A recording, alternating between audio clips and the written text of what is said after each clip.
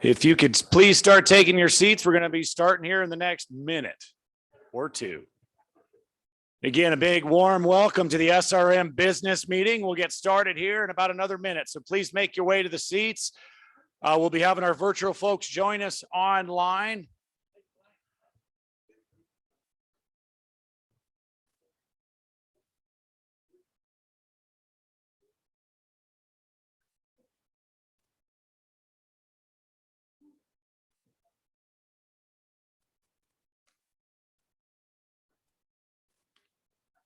Okay, we'll take just another few minutes here and we're going to get started here.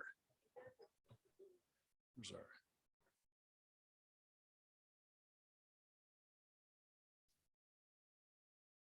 You know, as we're letting folks come in here, this meeting wouldn't be possible without a lot of folks. But I can tell you, and I'm sure you'd agree, like me, you're really, really impressed with our IT folks here that have been here the entire meeting. Before we kick this off, can we give them a warm round of applause? They have made us look good, and that is not easy. Thank you, folks, so much. You're not done yet, so don't mess up. No, thank you so much. We really appreciate it.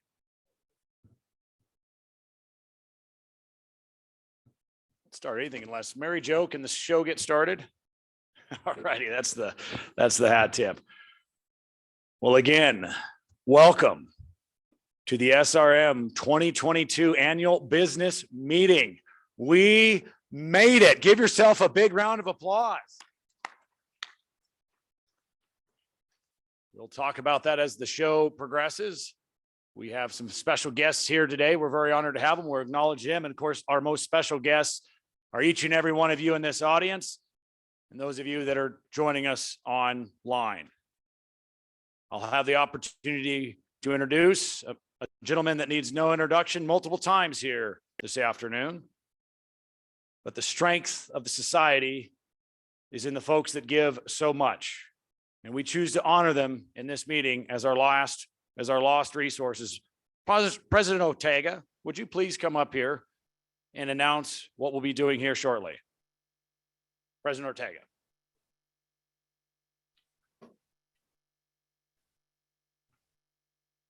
Thank you, yes. Thank you, yes. Good afternoon, everybody. Again, I'm so happy to see you all. But at this point, I would like to take a moment to reflect on those friends, members, and colleagues that moved to the next greener pasture. Let's take a moment to reflect on their memories. Thank you. Go ahead.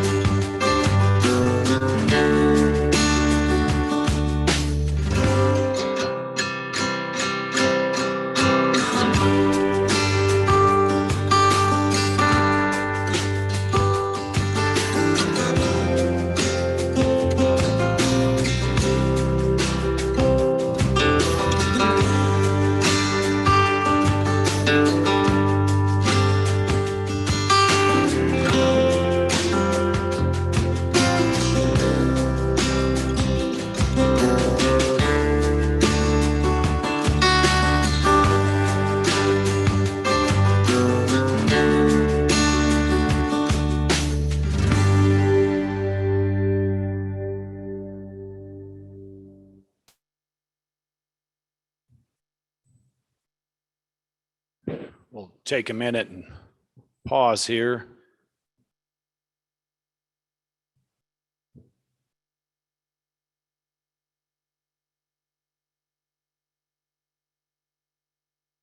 Of course, that was 2020 and 2021. And we'll also take a moment here. Our good friend Chuck Butterfield, he's healthy. Don't worry, Chuck's healthy. Just let us know with Patty Rich, a longtime SRM staff members, taking a little time in the hospital. So as you, to our knowledge, she's doing okay, but some thoughts and prayers similar to what we just had here would be appreciated.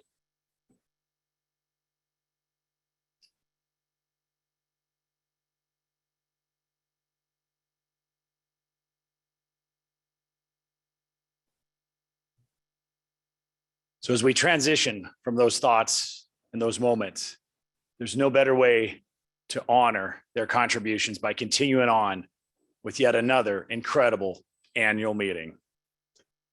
And we want to give a big thank. Where are they sitting? I always try to do this when where's our planning committee? Please tell me you're sitting close to each other. All right, right up there front. Where's the rest of your colleagues? Okay, all over the place. Okay, perfect. This has been an incredible meeting. I've joked a little bit. This is the first time we've had the increased staffing component from the SRM staff perspective to help out with the annual meeting with the sections. Came down there in New Mexico in 2018 and told them it wouldn't be that difficult. I might have lived to regret those words as we didn't quite know what was coming down the line. But I got to tell you, this planning committee has done an incredible job, and they did something that I think, it has happened multiple times in SRM history, but something very wise. They combined the New Mexico and the Arizona section. So folks, would you put your hands together for Ashley Hall, Andrew Brishke, Brenda Simpson, and Richard Bonine. Incredible meeting you all have put together. Stand up, stand up, stand up.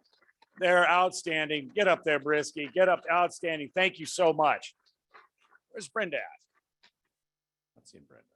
All right, we'll keep moving along here. How about that ranch rodeo last night? Boise, we're going to keep that going. Is that a little pressure on there for Boise on that ranch rodeo? That was outstanding.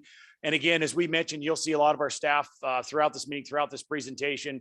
Our volunteers are incredible. We try to back up those incredible volunteers with our staff. Kelly, can you tell us a little bit more about this meeting overview and how it's been so far?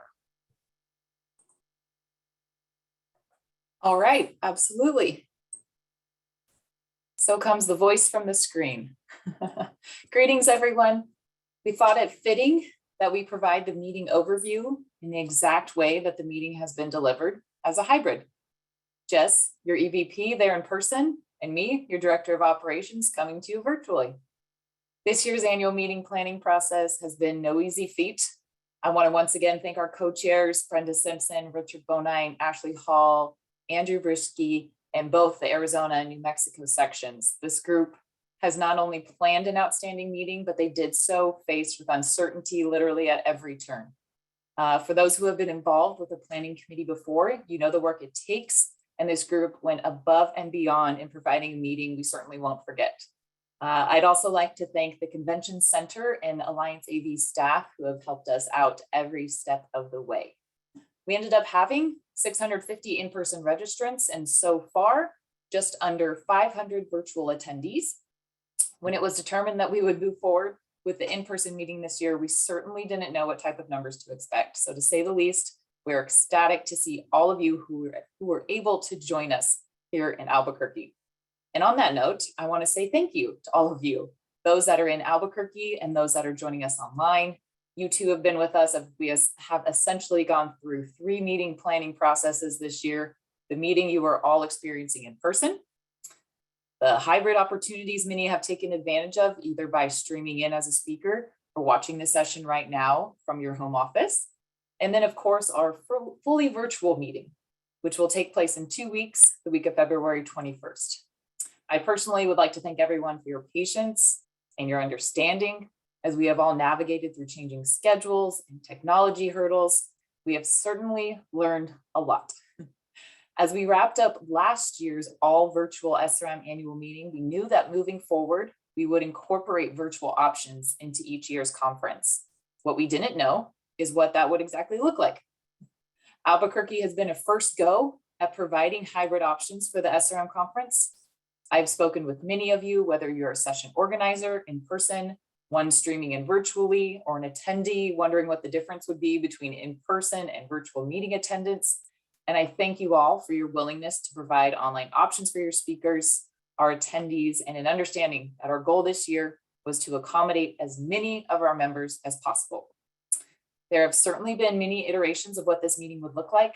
And while we have had our share of bumps and hurdles, I'd like to think that what we have been able to offer is the best of both worlds. The opportunity for SRM members to once again physically come together and also to share some of those moments with those across the world. We have had attendees streaming in from both committee meetings and sessions from Uganda and Germany, just to name a few, and we're excited about the opportunities this new landscape can bring. You can bet there will be many meetings analyzing feedback from this year, what went wrong, what went right, and how we can improve and build upon these functions in the years to come. But the possibilities are endless and it's exciting to consider. So as we wrap up this meeting today and tomorrow's tours, keep in mind, there's still more to come. All in-person attendees and of course our virtual attendees have access to the virtual meeting site. Many sessions from this week were recorded and will be posted online. And you all have access to those sessions that were originally planned to take place in Albuquerque, but had to go fully virtual and will be presented the week of February 21st. Many of those sessions have confirmed their dates and times. Others are still working on it. So just check back on that meeting website for that full final schedule. I hope that many of you were able to take in last night's ranch rodeo, a first for SRM, one I personally missed out on, and maybe even more fitting given the rodeo that it's been to bring us all together here in Albuquerque and online. So on behalf of SRM, I want to again thank everyone who has joined us for this year's 75th SRM annual meeting. And with that, I will turn it back to those in person and our EVP, Jess Peterson. All righty. Thank you, Kelly, and thank you, Planning Committee. Outstanding. So it has been a busy year. And once again, all of your work, all your contributions, you're going to see that year in review right here, right now. But if you've got any ideas, Kelly mentioned it too, feedback on this meeting, feedback on our priorities. Our committees have never been stronger. Our input from the members have never been stronger. Our board contributions have never been stronger. We are so appreciative of each and every one of you. Let's take a look back at what we've been doing this past year. The Society for Range Management is a society for the land and for the people who love the land, encompassing all perspectives of the rangeland community and those who are passionate about the health and stewardship of rangelands. We now take the time to look back on 2021 to see where we have been, what was accomplished, and what work will continue into the future. We were led this year by SRM President Pancho Ortega, as well as a dedicated board of directors and staff. Their commitment to long-term planning and collaboration have leveraged their impact on advancing the objectives of the society far beyond this year. SRM is dependent not only on leadership from its president, board of directors, and staff, but on the involvement and dedication of our members. SRM is strongest when we have the diversity of thought, activity, and action that comes with a broad and committed membership. With impacts of COVID-19, we realize that sometimes this involvement looked different from years past. We appreciate everyone's understanding, flexibility, and creativity to find new ways to communicate and collaborate. This year marks the 75th anniversary of the society. Just imagine the wealth of science, connections, growth, and relationships that 75 years contains. From its earliest days, the organizers of the society recognized the importance of the many elements that are essential to SRM today, establishing a voice in rangeland policy discussions, the organization of sections to build grassroots strength, the development of professional and educational standards, the shepherding of range science with the formation of the journals, and a focus on youth development through competitions and education are all part of the society's rich history. It has evolved and grown over the past 75 years, and we can't wait to see what the society can do for the advancement of range management in the next 75 years. This year, the SRM team undertook several initiatives to increase the strength, reach, and diversity of the society. SRM is taking steps to better understand member engagement and inclusion. This year, we worked with the Diversity and Inclusion Committee to deliver a survey to our members that can guide us in driving membership initiatives and targets. We wanted to hear from you on where we could be focusing, and we received strong feedback that will lead us for years to come. At the beginning of the year, the SRM website was updated with a new look. The site features new elements for ease of access and tells the story of our society and the work it does for rangelands. SRM staff and members worked together throughout 2021 to craft the Good Grazing Makes Sense program, which just launched in January of this year.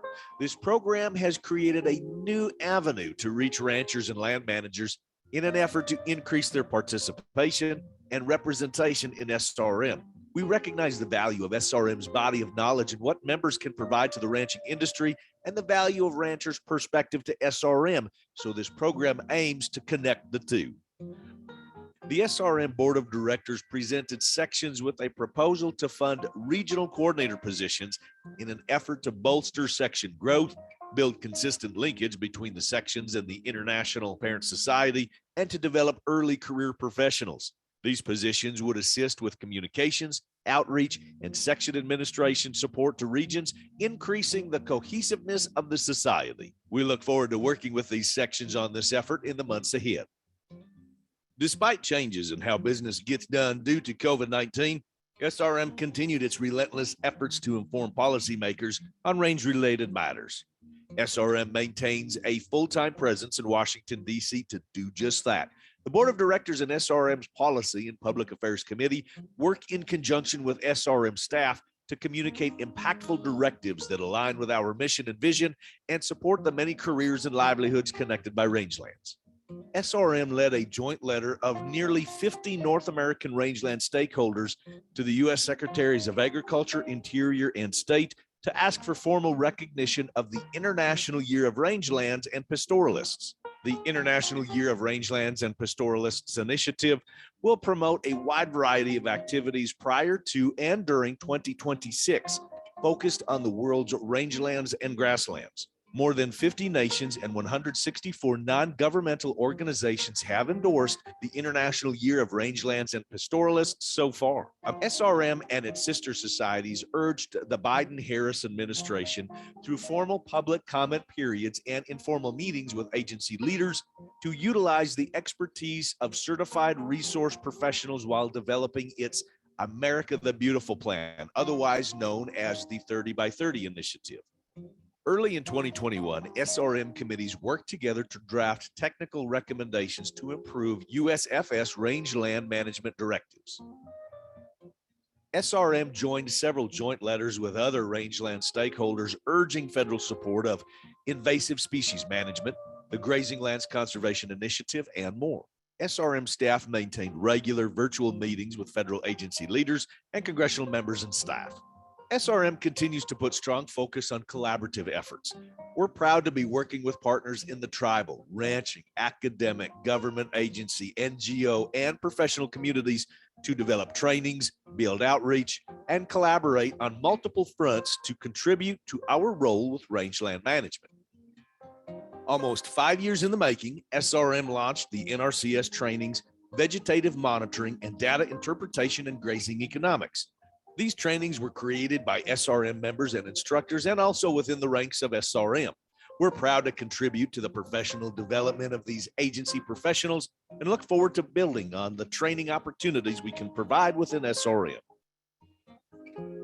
SRM continues to build on the Native American Rangeland Training Initiative, a partnership between the Society for Range Management, tribal governments, and other tribal organizations to help tribal natural resource staff address challenges that impact the sustainable management of rangelands on tribal lands. NARTI is comprised of a series of free online courses and field training opportunities. Our objectives are tailored to the different tribal community needs, cultural approaches, administrative needs, and local ecological communities. This program is being funded by the USDA Natural Resources Conservation Service and the U.S. Forest Service. Together, we have contributed to the growth and development of rangeland management through discovering ways to share science through practical application. We urge SRM members to build on our momentum by serving in their leadership roles, joining committees, getting certified, and attending section meetings.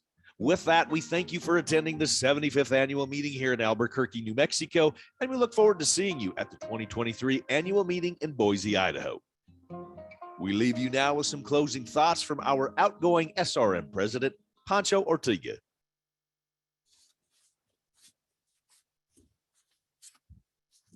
Hi. I would like to thank the membership of the International Society for Range Management for the opportunity to be part of the leadership as your president 2021. At the beginning of my period, I had a good conversation with the incoming president, Karen Launchenbach, and first vice president, Barry Ferryman. We agreed that 1 year as president is too short to accomplish many objectives. So as a team, we decided to plan for the 3 years that we'll be in the leadership. As a result of that, the meeting of Albuquerque, New Mexico, the summer board meeting, was different. Even when we had some items in the agenda that were the traditional ones, we spent a lot of time talking about how we wanted to see the Society for Range Management in 10 or 15 years. And we developed an outline with the specific actions to get there. In addition to that, we approved $100,000 from our long-term fund to begin implementing the long-term strategy and providing additional additional services to our members. With that said, I encourage everybody to get involved with committees, participate in all those activities like task forces and all those things that we love, Rangelands. Thank you very much, and God bless you all.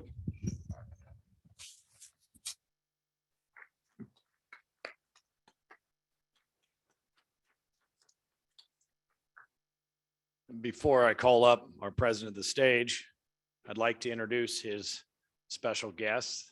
We've had the opportunity the last few days, and of course this summer we met, and thought between the two of you, I would be the size of a house if I was eating your food all the time. It's amazing. Kate Ortega, thank you so much for being here. Alejandra, great to see you. I'll go through the family. And of course, Louie and Tina, thank you so much. Thank you for sharing your dad with us. We had a lot of fun, and we accomplished a great deal. And I'm glad to see this too. Pancho brought his bosses and mentors. I always steer in front of my bosses, so I'm glad you even it up there. Past President Fred Bryant, great to have you and your lovely wife, Janice. We welcome you, and thank you, Dr. David Hewlett, for everything you did for loaning Pancho to us. So we thank you, we welcome you, thank you so much. And with that, you're going to see what he's been doing in action. So President Ortega, why don't you jump up here, and the second VP Launchball, come join us. We'll do the joint presentation of the budget. And of course, as you all know, our fiscal year budget wraps up in July 31st of the preceding year. And so what you'll see right now is President Ortega's work in operations of our budget. And then you'll see that where we're kind of kicking off the year and how it's looking so far. A big round, the phrase I use quite a bit and very fitting in this regard, is a hat tip to our budget committee and a hat tip to our finance committee, because all of that is directed through that process. And then the fun of putting together and operating and implementing a budget. President Ortega, show them what we got going on. Thank you. Yes. Are we gonna have that in the screen? Yeah, we should. Wow. 75 years. I never thought I would be your 75th president, but I really appreciate that. And thank you to my family and my mentors, my boss, for being here today. This is a special day for me. What a meeting. Yes. What a meeting. We have close to 1,200 attended between the virtual and the presential. But I need to talk to you about the finances. And you know, as I mentioned in the video, one of the things that we did in the summer meeting is allocating $100,000 for the long-term strategy for SRM. And that was not easy. I had to fight Jess Peterson pretty hard to get that. luckily he was in Nevada, I was in Texas, otherwise I might have killed him, but finally I convinced him. But in the screen, you see the first two columns is what we, the actuals, and then the next three columns are what we budgeted, and then the difference between what we budgeted and what we got. For the first thing, membership, which is one of the large sources of income for the society, we budgeted $144,000 and we got $157,000. Expenses, we budgeted $58,000, we got $40,000 in expenses. So the income was larger, the expenses were lower, so we came ahead with $30,000. In publications, that number shows negative. What happened there is that we didn't consider the expenses of the Rangeland editor contract, and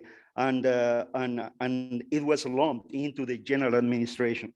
I'm not going to bore you with all these, but some of the important ones, like the annual meeting. Annual meeting income, as much as I don't trust virtual meetings, this was a good one. And we came ahead with $76,000. That was pretty good. Most of our presidential meetings yield over $100,000. This one was $76,000. So that is great. One of the things that I proposed a year ago was cash awards for all the student competitions.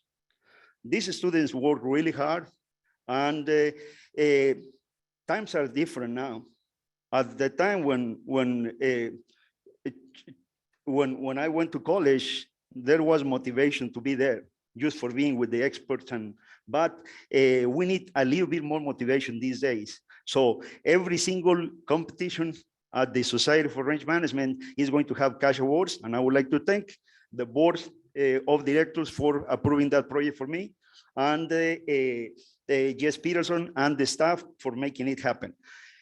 After the award ceremony, all the winners are going to leave the address, and you will get the checks in the next few days.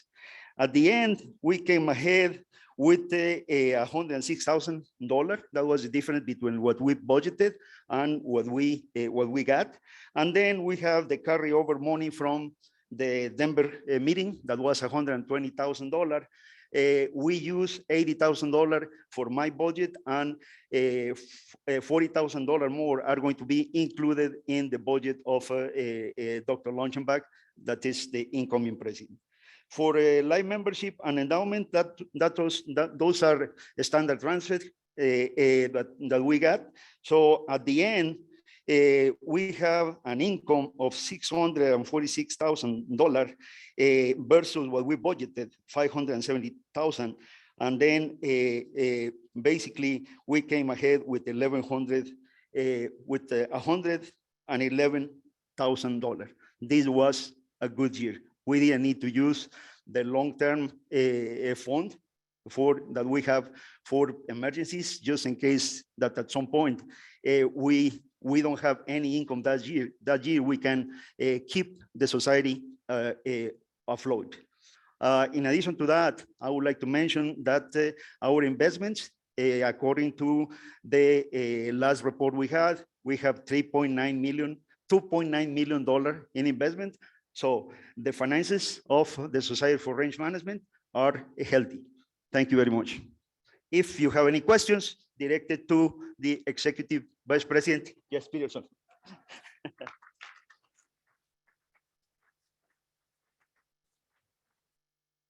Thanks so much, President Ortega. He gave you the details of where we're at. And, you know, I was on the board of directors. Maybe many of you were in the society when there was more red than black on the list up there. And I heard of some passing of hats. So I'm really happy that if you go home with no other messages that, you know, we are a strong society, it's because of you. So I'm going to tell you a little bit about the financial resources. I'm going to keep it at kind of high level, where we get money, where we spend money. But as I look out at you guys, the financial resources are just a little thing. The human resources, there are a bunch of stories I could tell, and I'm sure that many of you could tell stories about me too.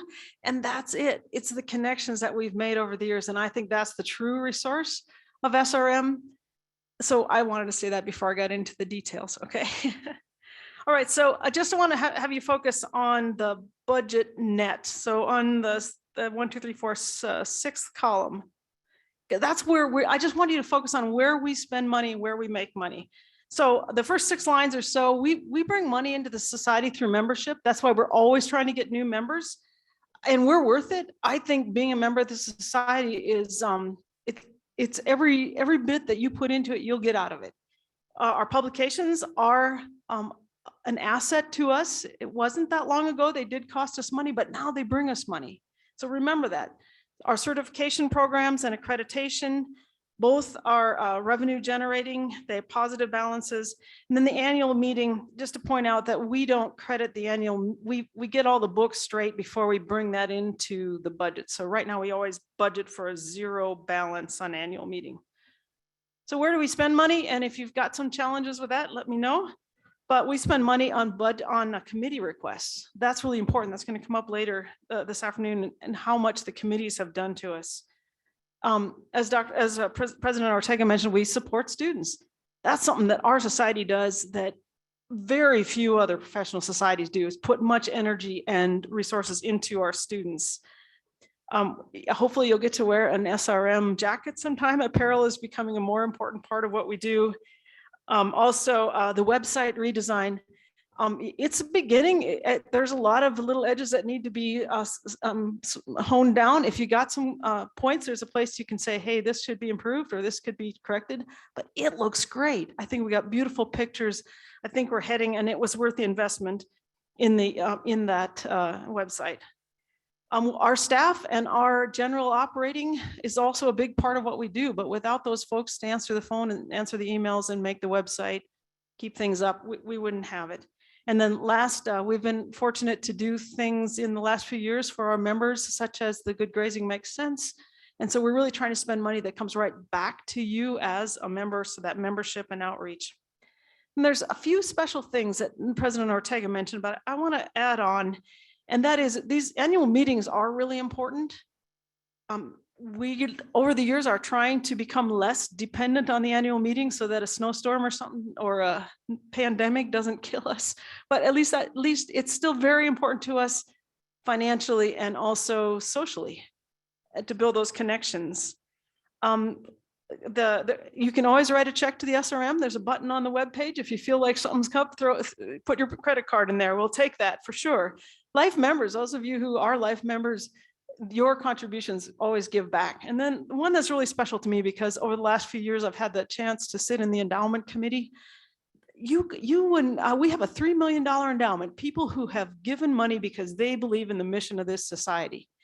And I give every year to some of my colleagues who have passed, and in seeing the lost resources.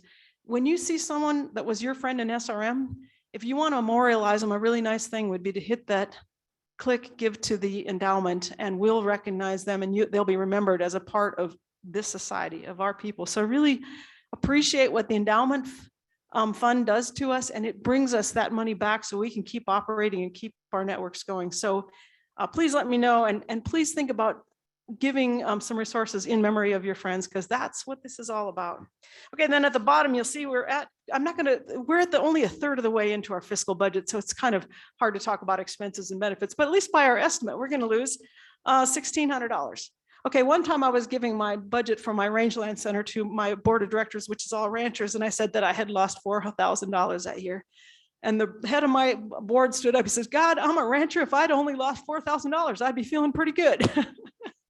So I can guarantee you that I think that budget will be black by the time we get to the end of the year. And also the launch ball fund for rangeland resources is probably good for $1,600. So I think we'll make it out in really good shape, as we always have, because we have a great finance committee.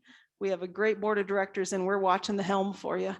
But again, don't forget, you're the resources, and we're going to keep the ship heading in the right direction.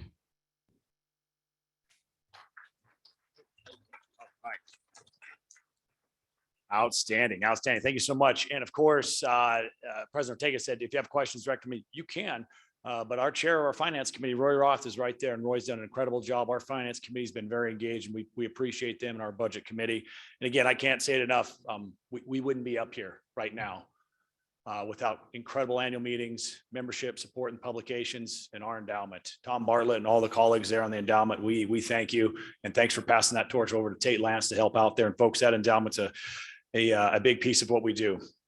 So with that, we'll continue on here. And again, I'll say it 100 times because it means so much to look out over this crowd and to see that you all made it. And those of you that are virtual, we don't discount that at all. There's a lot going on in your busy, busy lives. We thank you so much for taking the time, walking through what's going on in your society, finding the updates, and we hope finding out how you can get more involved. And again, to our planning committee members, we cannot thank you enough. Ashley Hall, Andrew Brishke, Brenda Simpson, Richard Bonine. Just this has been an incredible opportunity as we look at this past year and we look where we're headed.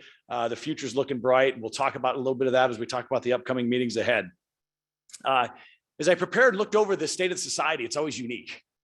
I started out in 2010 as your executive vice president. There's been some ups, there's been some downs.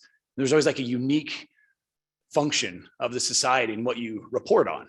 And you reflect back over that year and there's these emerging trends that come about. And this year, I didn't really realize it till I was compiling all the notes. It has been an incredible international focused year and influenced year. And I want to touch on that a little bit. This came up through our membership, Barb Hutchinson, Miriam Fuller, Jim O'Rourke, Lane Kopic, Barry Irving, and a whole host of other folks got together. International Year of Rangelands and Pastoralists. That's a big undertaking. We'll give it a little notch in the slide because we don't have that much time, but you're going to see it for the next how many years as we move forward to that in 2026. Again, the impact, the influence we're going to have, not just in the international, not just here in the North American level, but the global level. Jim, I'm excited. You better stick around for every minute of this because we have a great set of years ahead of us, and each and every one of you that participated, thank you so much. Our board of directors, our director, our friend, John Taylor, 11-hour time zone difference. He's basically meeting with us tomorrow. He's meeting with us tomorrow during his meetings. Middle of the night, he's with the board. He's hardly missed a board. He's been active and engaged in every single one of them. Incredible, incredible. And, you know, yes, we've had a past president in my time from Canada, but, you know, I'm from Montana. I'm basically Southern Canada. When Barry and I, our time zone was the same. It just didn't seem, our climate patterns are kind of the same. It didn't seem that different when Barry Irving was president. And along came 2021 with President Ortega from Texas and Mexico. Now, when President Ortega was at the ranch in Mexico, you knew it. There was a pretty good signal most of the time he could call in and get dialed in and whatnot, but just a world of difference. Climate, grazing, everything that goes on there, there's similarities and there's differences. And right away, we understood just what it means to have an international president and to have that influence and to have that thought. It has been incredible. To say I learned an enormous amount from you, Pancho Ortega, is an understatement. And I'll tell you too, I don't know if that horse is going to be up to it, but I think I could get him up to those Montana winners. So you better keep close tabs on that horse because I was really impressed with that horse you got there. It is a unique opportunity to serve in this role. I look out over this room. I've worked, continue to work. And if I haven't worked with you, I look forward to it. Our staff, we'll go through that in a minute. We all are here to serve you. But it's something very unique to serve a president of the society because they have worked so long and hard in their career.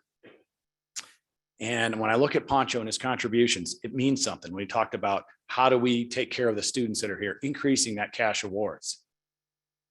In addition to working through increasing our capital campaign that he quoted past President Fred Bryan, his efforts on doing the same thing, putting that in place. And that's the incredible thing about the society. We might not see those exact rewards. It's like good range management. It takes a while, but it starts with that powerful idea. And Pancho has something in place that's so incredible. The Rancher Task Force, Doug Tollison, thanks for sharing that. More to come on that. Again, ideas, concepts. We saw an incredible producer workshop yesterday. And so as you look here, and it's great to see our younger folks in here, and we welcome you, the ideas that the society is advancing. I don't know about you, but I'd be pretty nervous. I'm glad to see you here. 75 years we've been meeting. You are going to make sure it's the next 75 years. And we're going to go through that. We are so excited to see the diversity to see each and every person from every walk of life be involved in the society, because that's what it means. Pancho and I promised we won't be there for the next 75th, correct? We're not, we worked that out the other night. Yeah, we finally admitted it. Yeah. So it'll take a lot for that future, but I think the future is looking incredibly bright. And again, what's exciting about the society is board members do make a difference. This year we had MVPs, most valuable board member players. And Pat, I'm looking at you, Pat Johnson from South Dakota. Director Johnson, when you talk about, when we stand up in front of you, I've had some nervous moments here. Past President Shaver and some of us, we had some nervous years when we were trying to get the fiscal numbers in place. And we worked hard to go through the budgeting process, through the earnings process. And then we looked around after all these years of kind of pulling everything together and realized we don't have all of our institutional documents put together.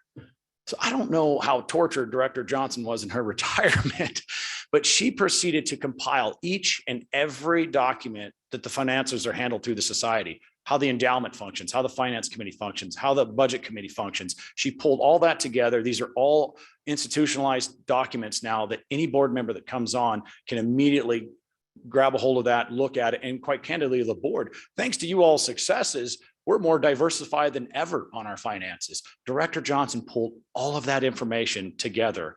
In addition to first Vice President Karen Lonchval referenced the engagement of committees. It's confusing how the committee process is going to work. We took that on, and we have some incredible board members that you'll be seeing here in the years ahead, is we're talking about their work to inform the committee. So if you're on a committee, please, we have these dollars. They're your dollars. We didn't just come up here and say, oh, we have a great deal of overhead. We love spending your money on overhead. No, we said we have a little bit of money, actually looking like a fairly decent amount. We want to send it right back out to you, the members, but we can't do that unless we have a committee process. Director Johnson did an incredible job of putting together all that institutional knowledge. I know when I look up at the past presidents and past directors, that's what matters, is making sure we're keeping our fiscal house in order, and this society is doing it. And thank you to an MVP. Director David Toledo, Colombian, native of Colombian, international. He's in North Dakota. Maybe that'll be another story, Miranda, how all that came to be, but he loves it up there in North Dakota. Incredible people, incredible rangelands. I don't know how he does it. He is quicker draw than any of us on email. Every time an initiative would come up, we'd immediately get responses, immediately get guidance on all the work documents. It didn't matter how complicated it was. Less than 24 hours, immediately had that feedback. I'm not saying that has to be all of you board members. It's tough. It's very tough. Each board member brings a strength. Director Toledo did an incredible job. Membership, good grazing makes sense. Diversity, inclusion, International Year of Rangeland, pastoralists, all those complicated ones. And I always say people are called to serve, and they bring a unique skill set. We definitely had that with Director Toledo. 2 MVPs that we noted we'll miss, and we're going to recognize them properly here, but we can't thank them enough for their contributions, because the future is looking bright. I've stood in this business meeting with past presidents, with former budget committees, and we've had to cut. And now if you've looked at it, you see these updates. Those are all reflections and direct responses and successes that you all played a role in. And we're just getting started. I always feel it's always an uncomfortable presentation for me to stand up here and give this, because I'm just at this point in my career, and at this point to be fortunate enough to be your EVP. But the true champions and heroes are each and every one of you. And these staff members that I'm going to introduce now, they're the ones that I like here when they give the presentations, and their work are the ones that you're seeing on a regular basis. You heard from her already, and I just can't thank her enough. She's our Senior Director of Operations. Kelly Fogarty has done all of this. And keep in mind, they just welcomed MMA to their family this past summer. There's nothing like giving that maternity gift of setting up an annual meeting in a pandemic. However, her team stepped in. We all were able to come together. The planning committee, Mary Jo, did a credible job of stepping in. And again, isn't it amazing when you have a team that can just come together in that synergistic manner and you don't even notice a difference? And speaking of Mary Jo, she came up through the ranks of the membership committee. She's been the driving force behind all these incredible trainings. The good grazing makes sense, and working. And then you're going to see more of Mary Jo. Again, keep this in mind. See less of me, more of the team. This is how you do it. I'm giving you the tips. Do an annual meeting. You hang out with Kelly. Work on the regional coordinator position. Work on good grazing makes sense. You work with Mary Jo Foley Burncott. So those are the types of sections we're working with you to get that regional coordinator position. In addition to that, we have some folks here that have done an incredible job, and it's no surprise that they're sitting next to each other. And those of you, we handle both our membership and our registration. But this individual, yes, he works through the contracting agency, Allen Press, but he takes the society as his society. And every time they try to move him around, he says, I'm not going to move around. I am Chris Lapine, and I love this Society for Range Management. He's sitting right here right now. We appreciate him immensely, and he does an incredible job.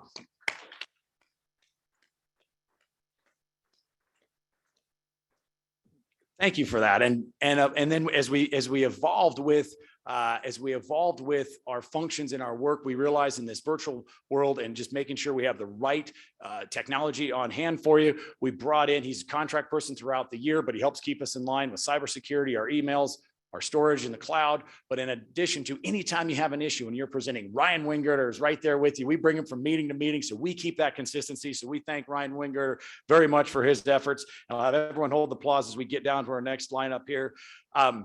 Kristen Robertson, we couldn't do this without our CFO. She's not here right now, dialing in virtually, helps us out with all of our financial work, our budget process, the whole 9 yards, does an incredible job. We're most appreciative. And we continue to have Allison Grove. She helps out with our publications. She's in here with us virtually. She had stepped in the role. A little bit of Vicky. We'll go into that. Obviously, we're missing Vicky. We all try to cover the bases. We're going to see at the end of this meeting how much we lived up to it. And we'll be talking to Vicky to see how we handled it in that regard. Leah Biondo. She was just sitting right there. She was just there. She moved. She's taking pictures the entire time. She's our director of policy and federal affairs. She's led the wild horse and burro effort. First time in a long time, they've increased the funding, decreased some of the numbers of horses in certain regions. So we're seeing some success, but that success is being driven by the public policy and affairs committee. They're doing an incredible job where she'll be working with the ecosystem services task force. We heard from them, plus the session that took place there. Again, so much work is being done. It's the only time it happens on a regular basis is the interagency range meeting. We do that with our SRM leadership, and it's an incredible opportunity to bring everyone together. We look to be doing that in person, and again, bringing all of SRM's priorities together is just incredible. And I knew if I bounced around, I was going to start forgetting some names. I know the team's looking over like, is he going to forget names? Kelly Polzin is our director of office services. She has taken a function of what Vicky does. You're going to see her work through, well, a lot of times like Vicky, you will know it if you're working with her, and then you won't see it because everything's going as it should. And we appreciate Kelly Polzin so much. She worked through all the awards. So this easy task here, actually just you snap your fingers and it just happens. So now she works with our incredible awards committee volunteers, and you'll be earning the fruits of your reward as we start presenting these awards here shortly. And last but not least, we have a new individual to our team as we looked at understanding what Vicky did both with certification, accreditation, Rangeland news. We also needed to have assistance with social media content creation. I'm going to say that phrase different every single time. They laugh at me because I don't quite understand how it all works out. But if we are going to have a society strong for the next 75 years, the digital creation, whether it's social media, every function of, I won't even start naming all the social media because we know I'm going to mess it up, but having that ability to engage with our next generation, with our current generation is critical. Kayla's working on that. She's blending our traditional ways of communicating with our membership, in addition to working on projects like Good Grazing Makes Sense. So we are so excited to have Kayla Walker a part of our team. So with that, before I introduce or I bring our president up one last time to give his state of the society, again, each and every one of these staff members, it is an honor and a privilege to work for you. We look forward to expanding our services. Give these individuals a big round of applause. And ladies, would you all and gentlemen, please stand up for them. Give a round of applause. Get up, get up. See them all over. Thank you. Thank you, team. And it all came together for your 2021 president, Pancho Ortega. Thank you so much. Get up here, Pancho.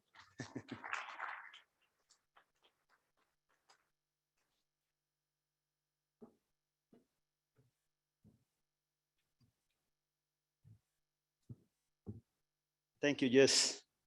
Well, I had prepared a speech, but our executive vice president used 2/3 of the information that I was going to do. So I'm going to have a short presentation.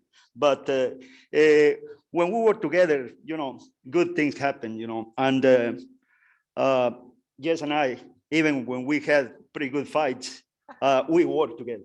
And I'm proud, I'm happy that we all, staff, board members, and the president, myself, are feeling that this is a teamwork. I would like to start by thanking the membership of SRM for the opportunity to be your president in 2021. I remember when I was asked to run for second VP for the section, I thought, well, I'm going to accept. Who is going to elect me? Well, they proved me wrong. And I was the president of this section. I didn't learn my lesson, and I decided to run for the second VP of the Parent Society without even had been in the board before. That's usually not the way it goes, but I did it. And here I am again. So thank you very much for your confidence in me and for the opportunity to lead the Society for Range Management. I would like to thank my finance committee, Board Crowder. Thank you very much for approving. They approved two budgets for us. One that was at the beginning of COVID, that was very, very restrictive, and a second one that was a little bit more relaxed. Ended up using the more relaxed one, and I really appreciate that. Thank you for the hard work of the Finances Committee. For the Executive Vice President, Jess Peterson, and all the members of the staff, thank you for aligning things for us. There is no way that we could do a good job if it wasn't because you guys stand behind curtains to help us out to make it happen. I'm very appreciative of that. John Marie gave me some talking points for the opening ceremony, and I really appreciate that she put all in big letters because I can't see much very well anymore. And then I forgot about it and I talked about something else, but I appreciate that anyway, Joe. To the board of directors and the officers, Barry Perryman, Karen Launchenbach, thank you for accepting to work as a team with me. This is not the work of one person, it's the work of a team. And the directors were so good, approving some of our ideas that hopefully are going to be continued for the next 2 or 3 years, because we pretty much agreed on what to do. To the organizing committee of Albuquerque, I can, the ranch rodeo from last night is the distinctive brand of this meeting. And everybody thought it was my idea because, being myself, in addition to a professor, a rancher and a cowboy, well, it was kind of logic to think that was my idea, but it wasn't. Actually, that came from Brenda Simpson and Jeff Goodwin. But I'm really pleased that we did it. Thank you very much. We really enjoyed it. And we had a large crew there that really enjoyed it too. One of the things that I am more proud is the student awards. And, we had it in the budget from last year and we couldn't make it happen, but this year is going to happen. Bringing young people to SRM is extremely important. Many of us are on the way out, and the new generation has to fill in to continue what we have done. As I mentioned in the plenary session, I'm pretty sure that I'm not going to be here for the next 70 years, but it's important that the work is continued. The other thing that is important to mention is that we have a very strong initiative to bring ranchers back to SRM. I was very pleased to see that in the plenary session, most of the questions were asked by ranchers. And that is something that is going to continue. And here I would like to thank Dr. Doug Tollison, who volunteered to be the chair of the Ranchers Task Force, and Mr. Chuck Harecki, who, in addition to become active in the task force, he agreed to fund the Ranchers Award. We don't have the details yet, but we'll find out in the next few months how that is going to work. I'm really, really proud of that. I would like to thank to some people that are very important for me, starting with my wife of 39 years. Thank you for sticking with me for all this time. You have been a motivation and a pain in the neck from time to time too, but but mostly motivation. My daughters, Alejandra and Tina, and my son that couldn't make it. Somebody needed to stay back in Texas and work with the cattle, but I know he wanted to be here. He's a member. One person that I would like to thank is Dr. Fred Bryant. Fred, I remember in 2005, 2006, that I became the chair of the International Committee, and I was all happy, you know. So came back to Texas and told you about that, and he said, what are you gonna do? Well, I'm going to organize an international symposium between Mexico and the US. And you said, you are gonna be the president of the society. And well, I didn't think I had a chance, but here I am 15 years later. So thank you for your trust in me, Fred. And Dr. Hewitt, he's my current boss. Thank you for the opportunity and all the facilities that have been given to me to attend meetings and spend time in the things related to SRM. That I really appreciate that from you. And you know, I came to Mexico from Mexico in 2001. Fred Bryant invited me the previous 3 years as an invited professor for the summers. And then in 2001, I came permanently. And back then, you know, I just wanted to be active in my section and at the parent society. But, you know, things evolved and here I am, you know. Most of the members of this society are Americans, were born Americans. I was born Mexican and I was raised Mexican, and I am proud of that. But I had to work to become a US citizen. It wasn't easy, but my point with this is that do not take it for granted. Use the opportunity because it's an honor and a privilege.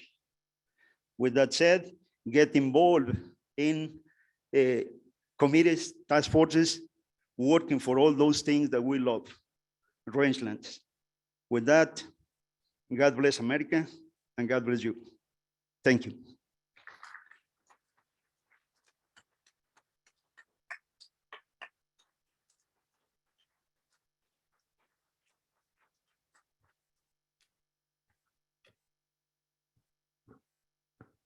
How do I follow that? How do I keep that going there, President Ortega? Thank you so much. It's incredible. They're very inspiring. At this moment, we will call up, how's your colleague working there? We're going to call up our 2023 co-chairs, Barry Irvin, and is Brian Thrift joining us virtually? Or is it just Barry? Not just Barry. Come on up here and we will talk about what we have going on in 2023.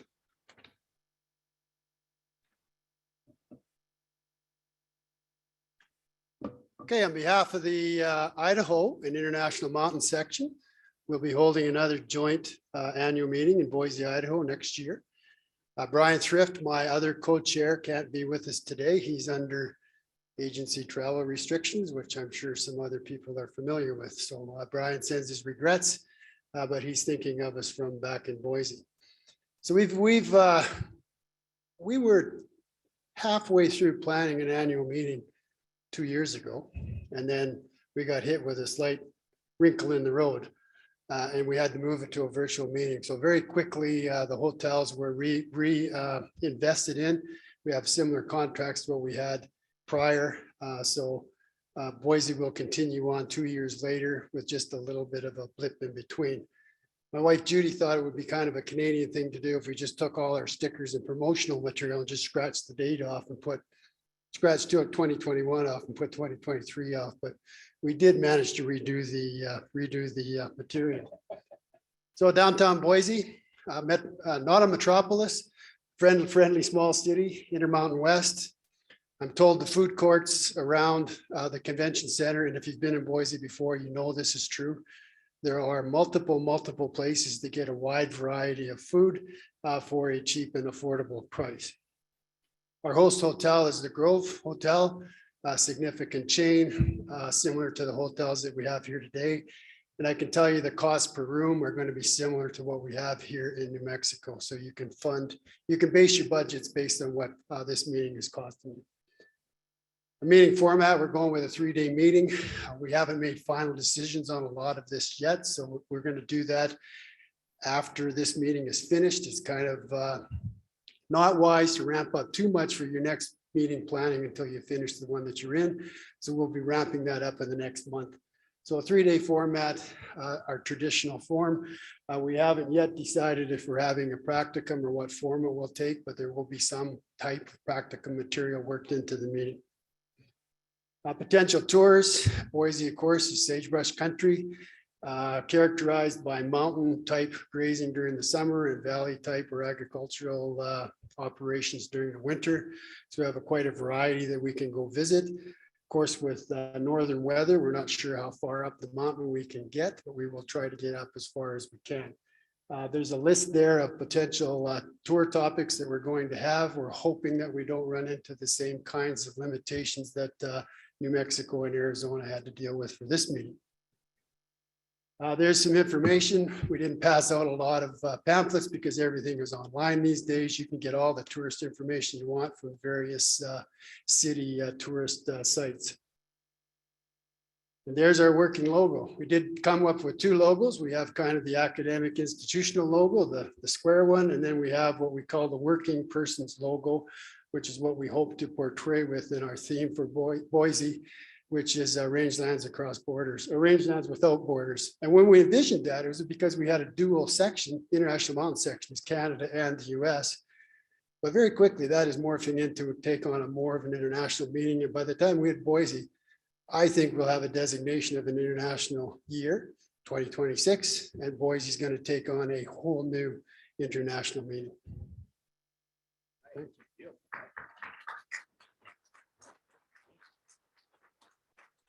Thank you, past President Irving and co-chair for the Boise meeting. We look forward to seeing you in Boise. And with that, President Ortega, will you come up here and recognize your outgoing board members, introduce the new officer and board members and the candidates?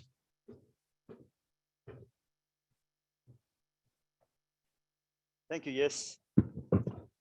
At this point, I'm gonna call to the stage outgoing members, Pat Johnson, and I know David is not with us, but thank you very much. Both of them have been very instrumental in helping us to accomplish the mission of SRM. Director Johnson, thank you very much. It has been my pleasure to serve with you.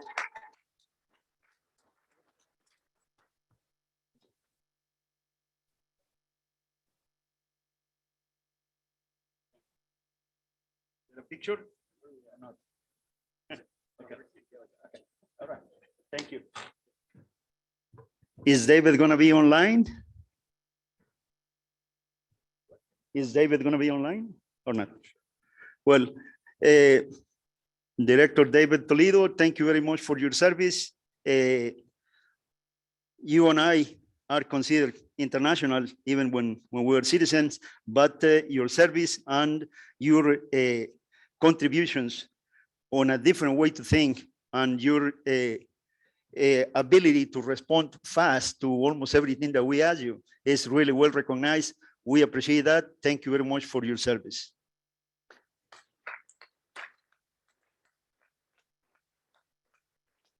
Our current board of director members, John Walker from Texas. John, thank you very much. Susan Marshall from California. Delane Atsiri from the Navajo Nation, and John Taylor from Australia. Thank you very much to all of you for your service. And with that, I will introduce the new SRM board members. Second Vice President, Karen Hickman from Oklahoma. Director Leslie Roche from California, and Carlos Ochoa from Chihuahua, Mexico. Thank you very much for your service, and we appreciate the continuation to accomplish the mission of SRM through the next 3 years. Thank you very much.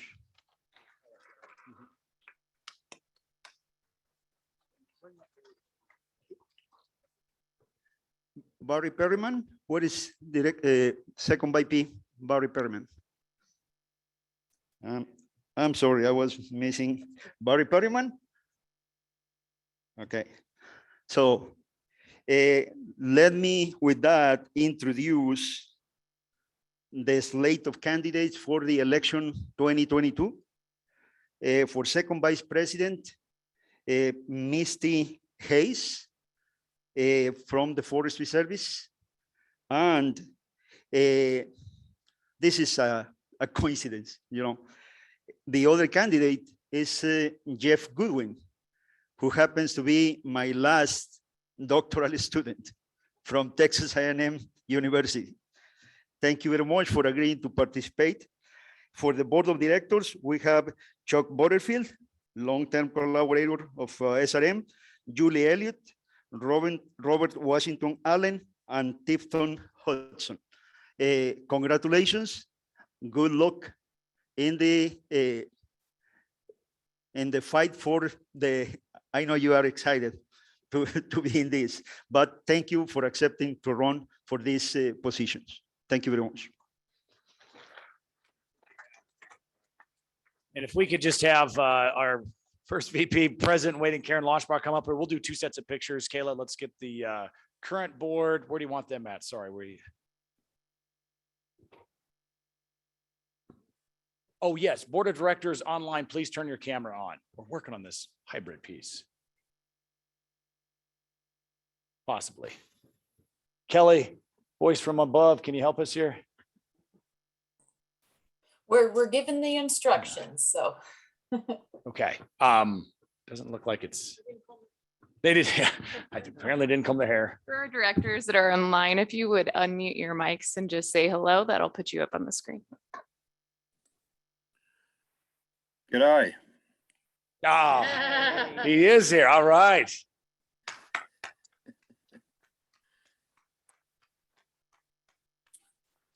Okay, next up, David.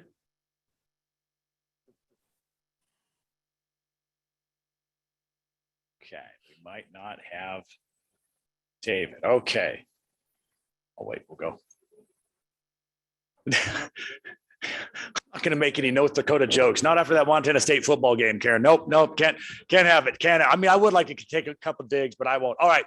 So just so we can make sure we capture the pictures, if we can have our current board member slide off to the side, and we'll bring back Karen up for the address. So why don't we flip off here, and then we'll have a new board member. Yes. So with that, you have your current and future board. Big round of applause. Thank you so much.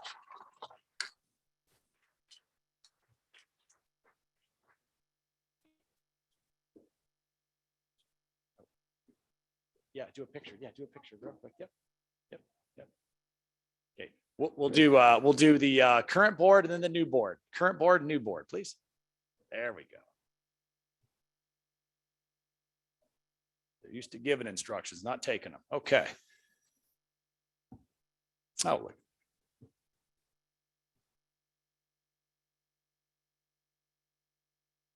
All righty, and the new board. Slide up there. There we go.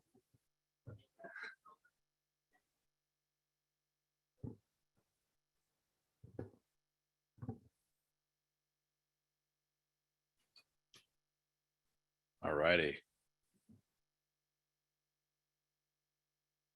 And President Ortega, you have something to give to incoming President Launchbaugh, and I think she might have something in return.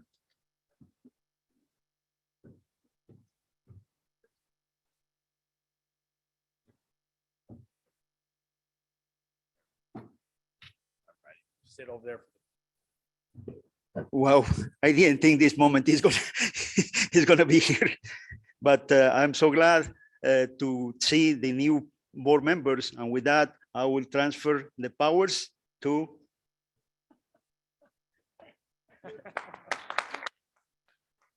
Dr. Karen Launchenbach, the 22 president of the Society for Range Management. Congratulations. Well, it's my pleasure, but President Ortega, we know you can rope anything going less than 80 miles an hour, or maybe that much. And you certainly have roped us a lot this year. And so in appreciation for all you've done, we hope this will find a place on a belt or on your wall. SRM President 2021 Ortega. Thank you very much. Thank you very much. And I'm glad you didn't need this while you were president, but there's this fabulously handmade knife by past President Barry Irving that comes on to you. So use it wisely, okay? Oh, It's thank you. beautiful. Yep. It Oh, is. congratulations. Thank you very much. Thank you very much. I received this present with a sweet sour thing, because they might think I'm not going to be able to win a buckle in a roping. So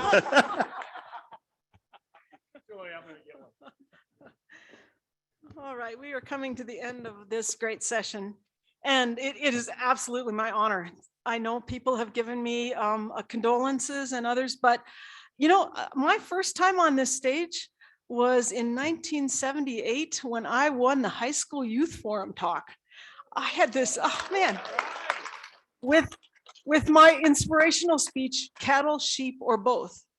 It was about multi-species grazing. So if you know me at all, I haven't fallen too far from that topic. I still speak about that and research it. So that's where I got started. Although I did upgrade my skirt. I had a beautiful A-line skirt back then, and now I'm, keep up with the time. So that's my thing, is to try to always, keep going, keep up. But this is the organization that got me started. So it's really my pleasure to move forward. I have just two themes to leave you with today. One is to don't forget where you come from. And the second is to look to the horizon. I'm reminded of when I was leaving. The other really big transitional point in many of our lives is when we go on to college. So I was heading to college in my little pickup truck, what was it? A Datsun truck. Remember they used to make these 4-cylinder trucks. That's what I had going to North Dakota State. And I'm heading up the hill off the truck, off the ranch. And all of a sudden my dad is running after me. I'm like, wow, okay. So I stop and I kind of roll back, and pretty soon he comes up, he says, oh gosh, Karen, I had one more question. How many cows do we have? So that was like great. And then the next thing, he hits the top of the truck, he says, don't forget where you come from. And so this is our 75th year. Let's not forget where we come from. We stand on the shoulders of some really amazing people. We are going to hear about the Chaplin and the Renner Award winners. Those are the visionary men who started this organization. I had the pleasure of knowing Harold Hetty when he was alive. He was also one of the ones that started this. And so we live in a society that really got started with some vision, some people that made something from nothing. And so I hope that we can carry that on. Since in those 75 years, we started a very prestigious journal, which many of us have read and a few of us have published in. We set the academic standards. If you have a degree in range, you're a professor in range, you hired someone that's qualified in range, it was a society that did that. We set the 454 standards, we accredit universities, we set the standards for this profession, and we continue. We had a really exciting day today on 454 standards and how those meet the future. We also built these relationships over 75 years. We've had 75 annual meetings. Multiply that times hundreds of relationships, and that's what sustains rangelands in the US. So don't forget where you come from. And we come from some pretty good stock. Okay, what's next on the horizon? How do we look to the horizon? Well, I think our work, President Ortega, this work that we're investing in our committees and in our sections with our regional coordinators, that's building on our foundation. That's building on the ground we stand. So I'm really excited that that's something in our future. I am super excited about the International Year of Rangelands and Pastoralists. Let's get on that ship. That is going to raise awareness of this land that we all love, and most people drive by and don't know it exists. It's this jewel that is hidden in plain sight. And I think this International Year of Range and Pastoralists will give us a chance to really toot our horn and show we've been doing this a while. We know how this works, and now we can introduce it to a lot of other people in the world. So let's build some momentum. Let's just join that group. And then another thing that we're really looking at, or at least I'm looking at, is this society built my career. We have lots of young professionals and students, and I think the next step is to really think about that next generation of range managers. So we're going to invest this year in finding a way to really help that next generation, not just think about them, but really help them. We've got a new initiative that's called the Rangeland Leadership Initiative. It's going to be really designed to give those young professionals the chance to reach across agencies, to get the skills they need to move ahead in this uncertain world that's going to be half, hybrid, half live, half online, and yet the range is always going to be there. So we're going to try to build that next generation so that they can really do the good work that we need that group to do. So those are some of the things you're going to hear coming from this board. And then I can't stop without saying, come to Boise. It is going to be great. I know you've spent a little time in Boise, President Irving, but I've been all around. It's a great place. Let's go. I'm from North Dakota, so I can make fun of North Dakota, by the way. But when I found out that there are places that don't get below zero all the time, all winter, I stayed in Idaho. And so it could be beautiful in Idaho. It's sunny. It's in the sagebrush. There are places you can go around Boise. We'll make you feel welcome, and I'll be there, and I will welcome every one of you to this beautiful place. So please get in the car, come on out, live on the wild side, come over to Boise, and we'll treat you right, and we'll build some more relationships, because remember, that's the real resource we got in this organization. So with that, unless I'm wrong, Vice President, VP, we are done, and we're gonna, please stay, because the next is to recognize those award winners, from those that are doing the great, outstanding work of our society to our students. So thanks all of you for coming, and hang around for the awards, and appreciate all of you.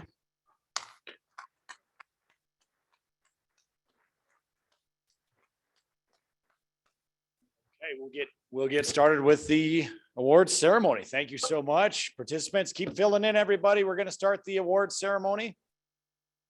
All righty, come on up here. We got all the kinks worked out. Thanks for all your service. We really appreciate it. Thanks. Good afternoon. Welcome to the 2022 SRM Awards Ceremony. I'm Mitch Stevenson, the Awards Committee Chair for 2021. First of all, as we've all known now, this award ceremony is going to look a little different, with both a hybrid online and here in person. And so we have awardees that are here, and also those that are just joining us virtually. And so we're going to recognize them today for the many great things that they've accomplished and the great things they've done. It's been inspiring being able to look at these nominations, and I hope you're inspired as well as we talk about some of the accomplishments they were able to do. So today we're going to recognize the leadership and innovation in science and land stewardship. We're going to celebrate dedication, service, and commitment to SRM and rangeland management. We're going to honor our friends, and we're going to inspire the next generation to do extraordinary things. So with that, thank you for joining us this afternoon, both in person and virtually, while we toast our friends and colleagues. So if you are virtually, I'm going to go through a few logistics. Just as what we learned last, is that if you are online virtually, we welcome you to turn on your camera and turn on your mic when you're announced and say hello, and your picture will come up. And we'd love to see you here with everyone here that's in person, and we welcome that.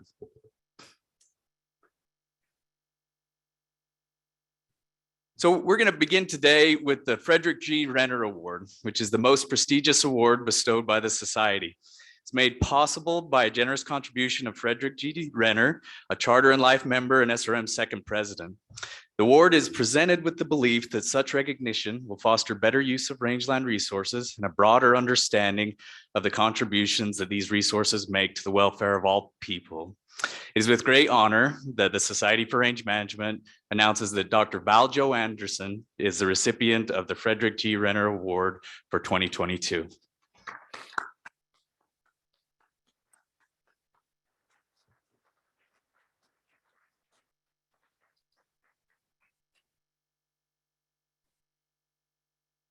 The Society for Range Management is proud to present the 2022 Frederick G. Renner Award to Dr. Val Anderson. Val is a life member of the Society for Range Management with over 40 years of dedicated service, along with his illustrious career in range science education and land management. Val has a passion for range and cares deeply for the land and the people who depend on it. Val grew up in a farming and ranching community in central Utah, where range management was an integral part of the community and culture. The people from this area, including Val's family, depended on their livestock, rangelands, and public lands for their livelihoods. Val learned early and throughout his life the importance of effective and sustainable resource management. He married a gal from the neighboring community, Ann Frischnick, the daughter of one of the largest and most well-known ranching families in the region. They have 3 children, Zachary, who is an ear and nose throat surgeon, Caitlin, who is a neurotrauma nurse, and Nicholas, who is just completing his PhD in natural resources conservation and is self-employed in a consulting firm. All have been involved from the beginning with farming and ranching and were reared to understand and respect the land and its resources. They are a tight-knit group and appreciate the meaning and value of healthy relationships.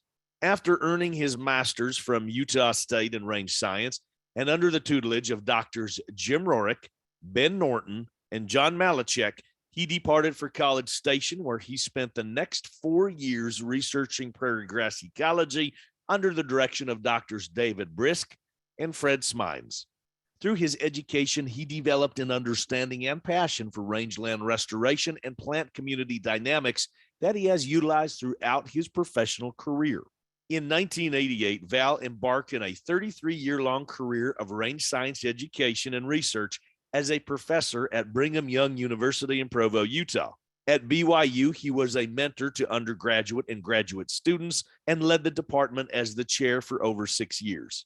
He was instrumental in developing a strong wildlife and range conservation degree, which prepared both graduate and undergraduate students in the field of range, conservation, and wildlife management. He has influenced the lives of thousands of undergraduate and graduate students, teaching them range principles and management practices and giving them practical hands-on experience during his field trips, and have developed skills that have qualified them for the work they do locally, nationally, and internationally. Dr. Anderson has a global influence and reputation that stems from his work in collaboration with range scientists and land managers.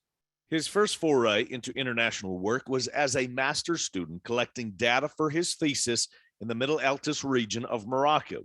He spent a year sabbatical living and working in Australia, where he learned and developed skills that advanced the field of rangeland grasses and grazing management, and took time to enjoy the pleasures of life offered in the outback. He spent nearly 12 years working with professors and students in Bolivia and Ecuador on projects funded through BYU's Benson Institute to implement rangeland restoration that has helped increase grazing opportunities and food production while improving rangeland health and sustainability. Val has spent many years traveling to China to assist Chinese officials and land managers in reclaiming range that has experienced more than 1 billion acres of degradation and erosion. He introduced plant varieties that were adapted to the Chinese environment, providing forage for livestock and protection of rangeland soils. Now, domestically, Val has established close working relationships with federal and state agencies to help solve real-world problems and challenges, and he collaborates with a diverse group of partners and stakeholders to improve rangelands and the resources they provide. The diversity of his work has included studies with wildlife, animal behavior, and rangeland entomology. He has formed long-lasting relationships that have been vital in solving real-world problems and forging new paths of rangeland management. Val has been an active member of the Society for Range Management since 1980. He has held many positions in the society, including Utah Section President, SRM Board of Directors, and in 2016, the President of the Society. He initiated the BYU student URME and plant ID teams and coached them for 17 years, developing BYU into a perennial top competitor at SRM meetings. Val has been an outstanding collaborator and colleague for the many people he has influenced throughout his life. Those who know Val truly appreciate the wonderful person and true friend that he is. It is an honor to recognize him today with the 2022 Frederick G. Renner Award.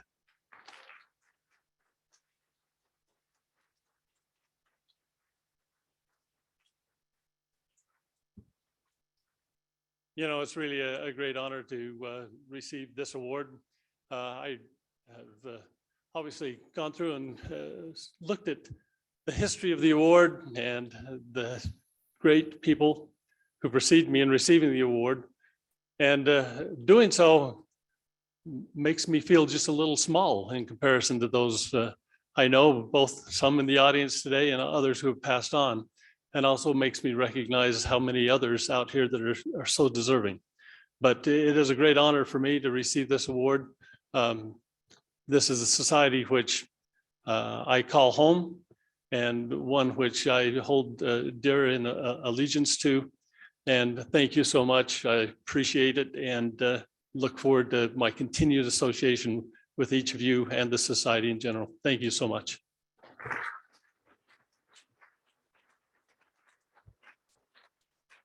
Congratulations, Dr. Anderson. Our next award is the W.R. Chaplin Land Stewardship Award, which gives special recognition to members of the Society for exceptional accomplishments and contributions in the application of the art and science of range management. It is given in recognition of exceptional landowners, land managers, administrators, and counselors in the field and supporting disciplines. The Society for Range Management is honored to present the 2022 W.R. Chaplin Land Stewardship Award to Dr. Kenneth Tate.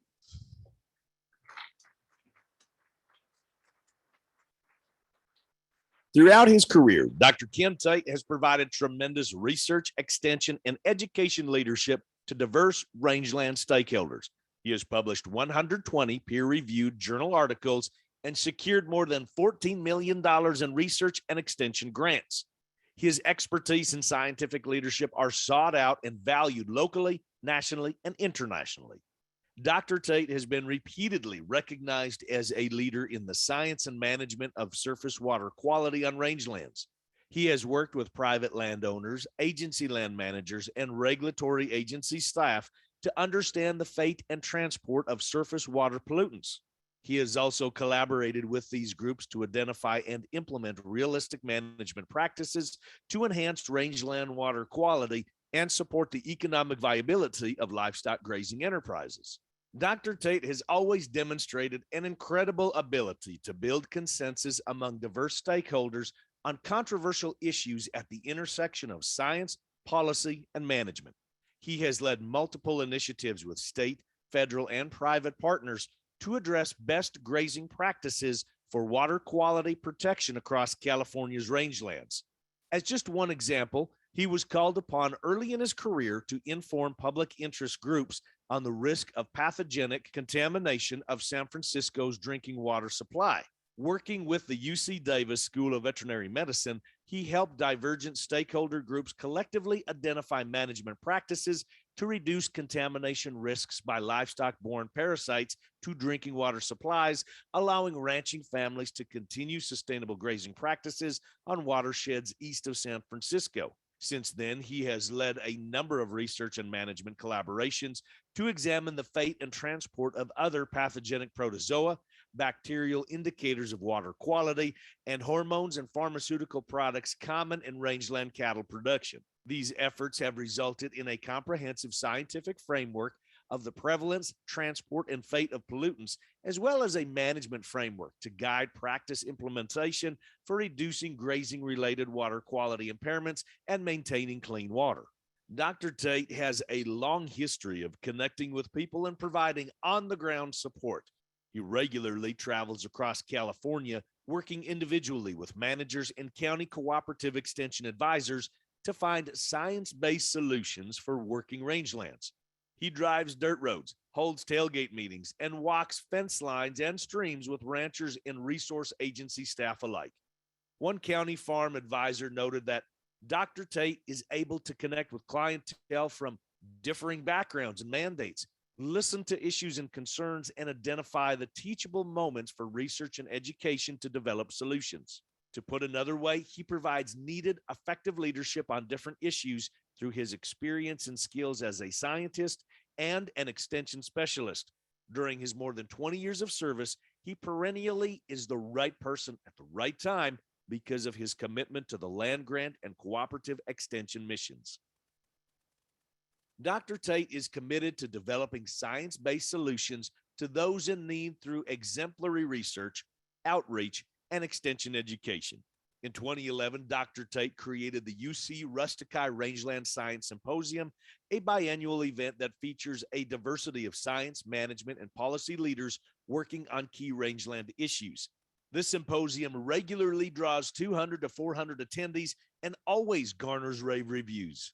One past attendee remarked, "As a producer and educator, I have followed these issues for several years, but to see the data all in one place at one time and presented very clearly was very useful to me, and I am sure to others. Thanks for your ongoing efforts to provide the science that is so critical as we work through these challenging issues." Finally, Dr. Tate has worked tirelessly to translate research to policy. His collective research work has been integrated into extension materials, supporting ranch water quality planning and policy decision-making at state and national levels. His work has informed significant policy changes, such as helping redirect a statewide effort to enact one-size-fits-all water quality regulation across California's rangelands to a more effective approach. Working with diverse partners, Dr. Tate has recently helped move hundreds of ranchers and tens of thousands of acres into a more appropriate water quality protection program, reducing regulatory burdens for many, a first in the state. Dr. Ken Tate has advanced a remarkable research and extension career with exceptional contributions to rangeland science, management, and policy, and this award recognizes that commitment. For outstanding land stewardship, the Society for Range Management is pleased to honor Dr. Kenneth Tate with the 2022 W.R. Chaplin Land Stewardship Award.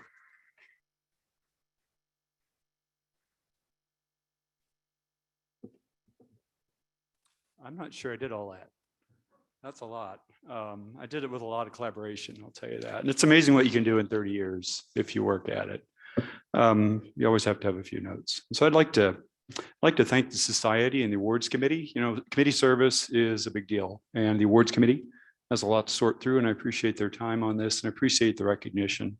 I'd like to extend my congratulations to all the other recipients that are here. Everybody's deserving, as well as the nominees. I'm humbled to be in such esteemed company.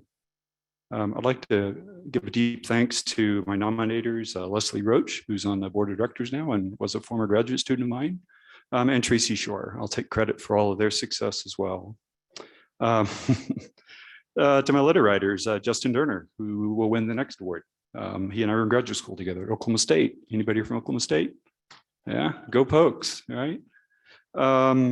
Dave Brishke, who's been a great mentor, David Lyle, David Lewis, Cooperative Extension Advisors in California, and Charlie Brummer on the faculty at Davis. I'd like to thank my mentors. We talk a lot about the people here and the mentorship and you winning your first, being here in 1978. My first SRM meeting was right here in Albuquerque. I gave a 10-minute talk in 3 minutes. Moderator looked at me like, "What is wrong with you? Why are you so finished?" I was mortified, right?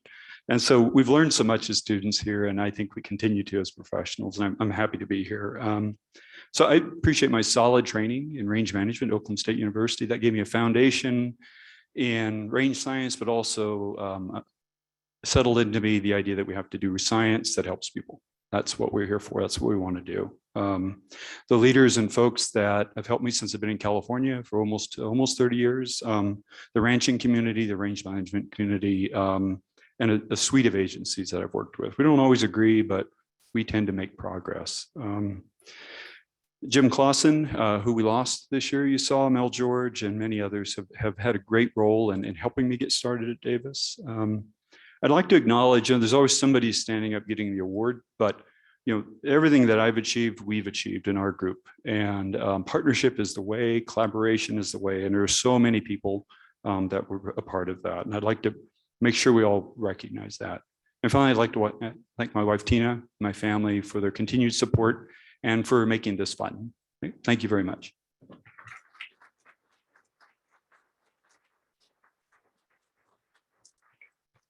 Congratulations, Dr. Tate. The W.R. Chaplin Research Award gives special recognition to members of the Society for exceptional and sustained research accomplishments in range science. For outstanding research accomplishments, the Society for Range Management is pleased to honor Dr. Justin Durner with the W.R. Chaplin Research Award. Dr. Justin D. Durner is being honored with the W.R. Chaplin Research Award at the 2022 annual meeting of the Society for Range Management held in Albuquerque, New Mexico. This is the highest honor bestowed to a research scientist by the Society. Among Dr. Durner's greatest research accomplishments is the design and implementation of the Collaborative Adaptive Rangeland Management Project that addresses multiple management objectives in collaboration with diverse regional stakeholders. This accomplishment is founded on the recognition that scientific evidence in the absence of relevant stakeholder engagement is often insufficient to produce effective solutions to rangeland management challenges. A fifth-generation ranch kid, Justin was born to Dennis and Sharon Durner and raised on the McNurry Ranch in the northeastern part of the Nebraska Sandhills. The ranch, homesteaded in 1878, had expanded to over 6,000 acres through opportunistic land additions in the Great Depression. Beaver Creek ran through the valley with abundant sub-irrigated meadows and tall grass native prairie. Located over the top of the Ogallala Aquifer, iconic windmills dotted the landscape. In February 1978, 100 years post-homestead settlement, all heck broke loose on the ranch. Justin was 9 at the time his grandfather Irwin, Pete McNurry, died from lung cancer. Justin was on the front lines of watching strong ranch women stand up for themselves in a male-dominated industry. The Durner Ranch was built by sweat equity of his parents, Justin and his 2 younger brothers, Levi and Seth. Numerous windbreaks were planted for conservation and cattle protection. And times were tough. Money was woefully short, but labor was abundant. A registered and commercial herd was built, and another ranch located to the west was leased.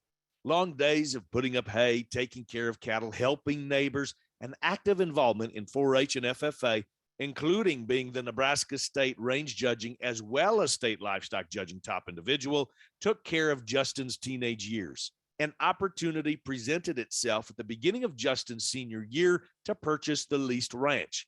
$95 per acre for the 6,000 acre plus place, but interest was 18 to 20%, and no banker was going to sign off on a loan.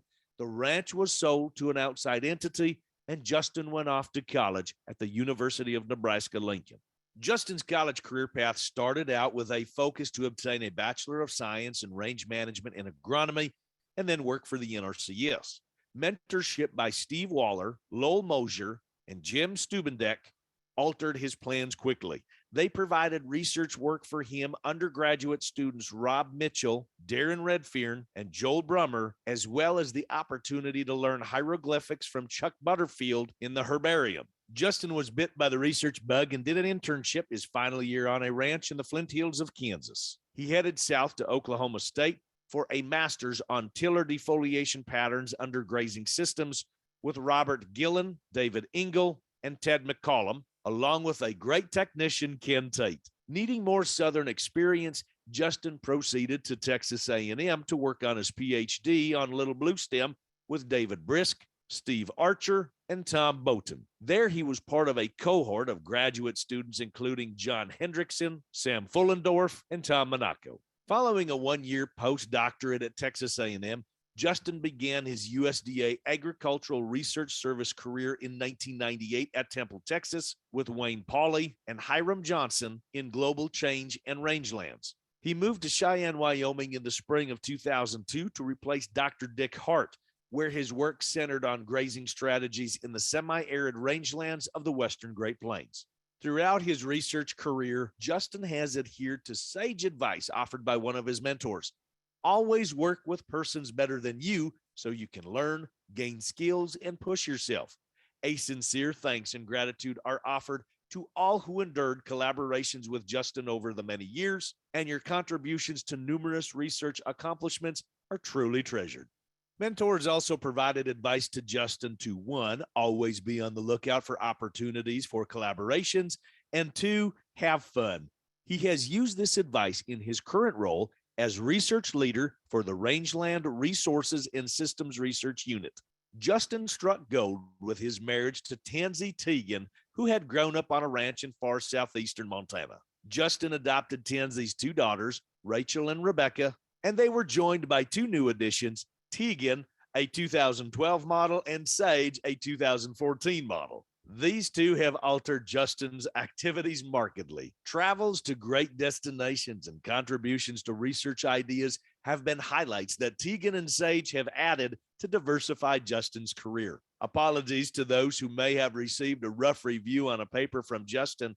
There may have been some differing viewpoints expressed by a ghost reviewer, from the view riding a horse on the prairie with the kids to majestic mountains.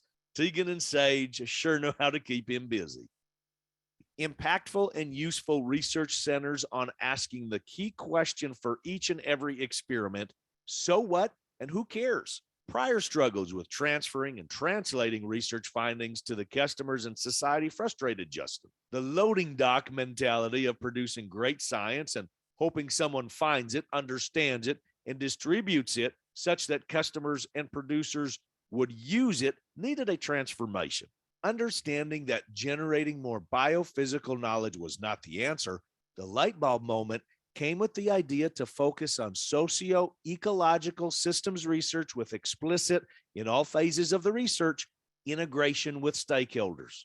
The collaborative adaptive rangeland management experiment emerged, and due credit to its amazing success is to the dedicated stakeholders, science contributions from David Brishke, Maria Fernandez Jimenez, Haley Wilmer, Lauren Perensky, John Ritten, Ken Tate, Leslie Roche, David Hoover, Nicole Chaplin, David Smith, Edward Renner, and Danelle Peck, and so many valuable field and technical efforts from highly skilled technicians and student workers. In his own words, Justin says, to the ranchers, researchers, professionals, tour groups, friends, foes, and so many others that have shared your experiences with me on Rangelands, thank you. Your questions, criticism, encouragement, advice, thought-provoking ideas, and support are the reasons I continue to strive to provide solutions to customer problems. The Society for Range Management is honored to present the 2022 W.R. Chaplin Research Award to Dr. Justin Durner.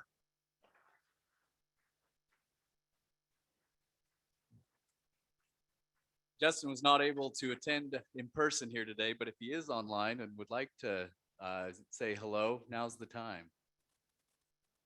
Hello, Mitch.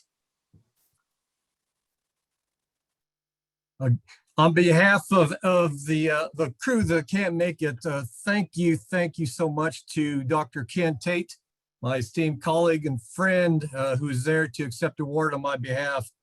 I want to sincerely appreciate the entire SRM membership, all the officers, the nominators, the awards committee, and again, a sincere, heartfelt thanks to everyone who has contributed to the success of my career. Thank you so much from the bottom of my heart. Hope to see you in Boise next year, and we'll celebrate then. Thank you.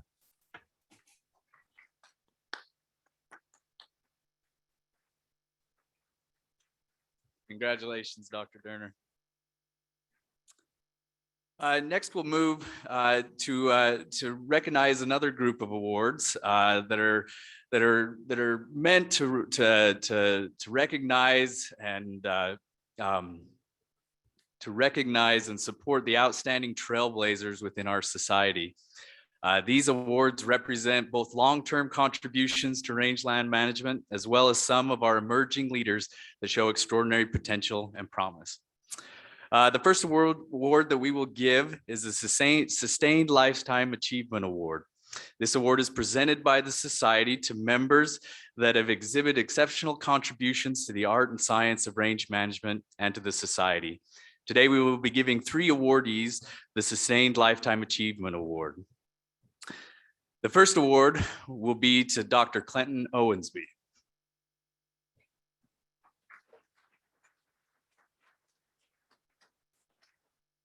Dr. Clinton E. Owensby, professor of rangeland management in the Department of Agronomy at Kansas State University, is well qualified to receive the Society for Range Management's Sustained Lifetime Achievement Award.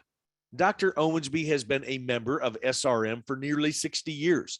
He started teaching courses at Kansas State in 1967 as an instructor, received his PhD in 1969, and has now helped educate over 6,000 students in the art and science of range management.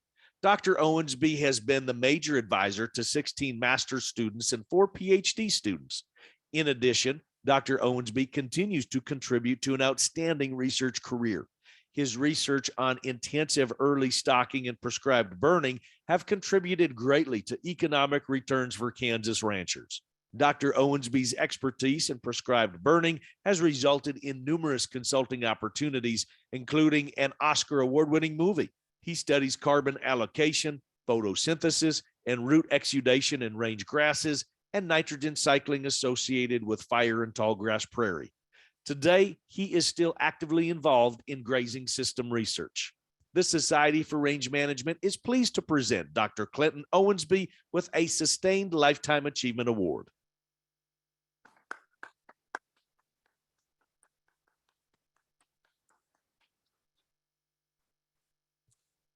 Our next award will be to Dr. Tandem Stringham. We'd like to welcome Dr. Stringham to the stage to receive the Sustained Lifetime Achievement Award.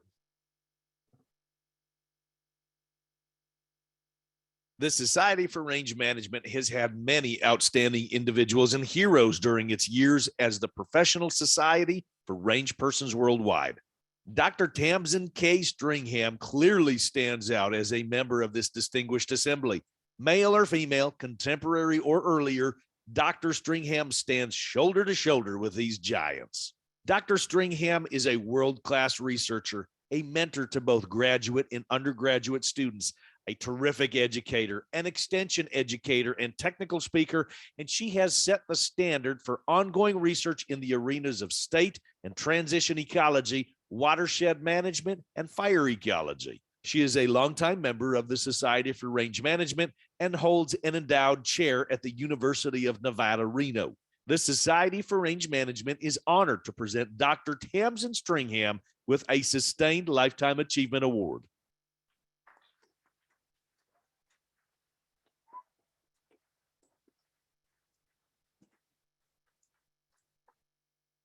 Our final Sustained Lifetime Achievement Award recipient is Dr. John Bates, who is joining us virtually. Dr. John Bates has made tremendous contributions to our understanding and management of northern Great Basin rangelands. He has focused on the intact sagebrush steppe, areas in need of restoration, and juniper woodlands. His work has included approaches to maintaining good condition rangeland and restoration of areas that are not in good condition and not producing forage or habitat to their full potential. John is just as comfortable running a drip torch or a chainsaw as he is collecting data and publishing articles. His practical knowledge of management practices has made his interaction with managers very productive. He understands the mechanics of management and the science behind the management and works very hard to provide managers with research they can use in making decisions. Dr. Bates has many accomplishments. A few of the more impactful include: 1, demonstrated that Western juniper removal can increase forage production by 5 to 10-fold increase biodiversity and provide sage grouse habitat. 2, determine that soil erosion and runoff increase dramatically when western juniper invades a site and suppresses the understory grasses and shrubs. 3, showed that moderate grazing does not inhibit post-fire recovery of good condition sagebrush steppe. 4, developed low impact methods of fuel reduction on cut juniper woodlands. And 5, determined that fall prescribed burning of good condition sagebrush steppe doubled forage production and grass seed production. Our understanding of and ability to manage sagebrush steppe has been dramatically improved by Dr. Bates's efforts. His work applies to the Great Basin directly, but also to shrub, steppe, and woodlands globally. It is with great honor to present Dr. John Bates with a Society for Range Management's Sustained Lifetime Achievement Award.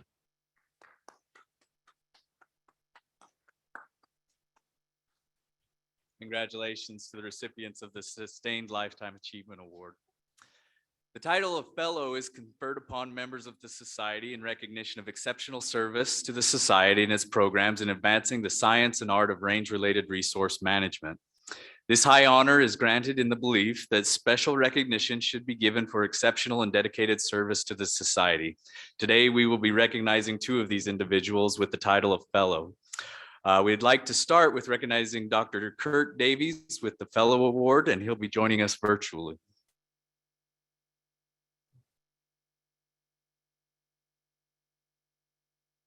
Dr. Clinton E. Owensby, Professor of Rangeland.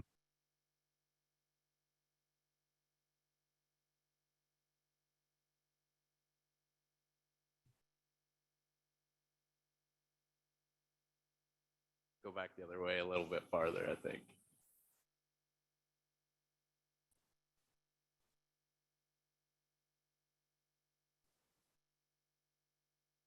Well, this is giving everyone a preview.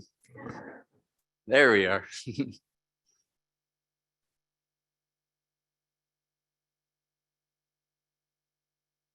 Dr. Davies' impactful and pioneering work in fire ecology, restoration, grazing, and rangeland plant community management has provided the empirical foundation needed for addressing some of the most daunting management problems facing Western rangelands. Dr. Davies has published more than 130 peer-reviewed scientific journal articles and over 70 extension articles, proceeding papers, book chapters, and management guides. Publication requests have come from 19 countries on 6 continents, demonstrating the international relevance of his work. Dr. Davies has been requested to provide peer reviews for 37 different scientific journals from 5 continents.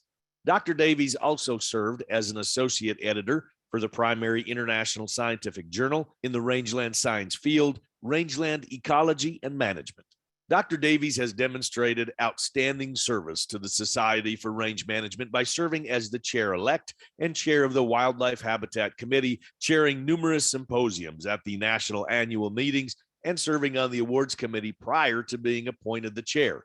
Dr. Davies has judged graduate student presentations at every SRM national meeting he has attended. He also serves the Society by his outreach to students that may not be aware of opportunities in the field of rangeland management. In short, the considerable volume, over 200 publications, and impact of Dr. Davies' research has changed how we conceptualize and operationalize management of sagebrush rangelands, and his leadership in providing timely synthesis of the state of our knowledge is acting as a programmatic playbook for informing management policy and initiatives across the sagebrush biome. The Society for Range Management is pleased to recognize Dr. Curt Davies with a Fellow Award. Congratulations, Dr. Davies. Our next Fellow Award will go to Dr. Kevin Sotovic. We would like to welcome Dr. Sotovic to receive this award on the stage now.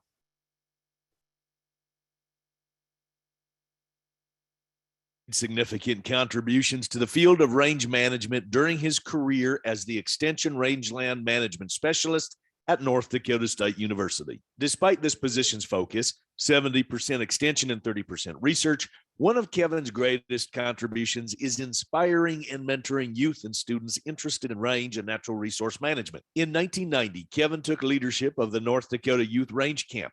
Since that time, he has held 32 camps, organized the North Dakota Range Judging Contest 31 times, and coached the North Dakota teams at 29 national range judging contests. Over the years, Kevin has advised 60 graduate students, including 51 master's students and 9 PhD students.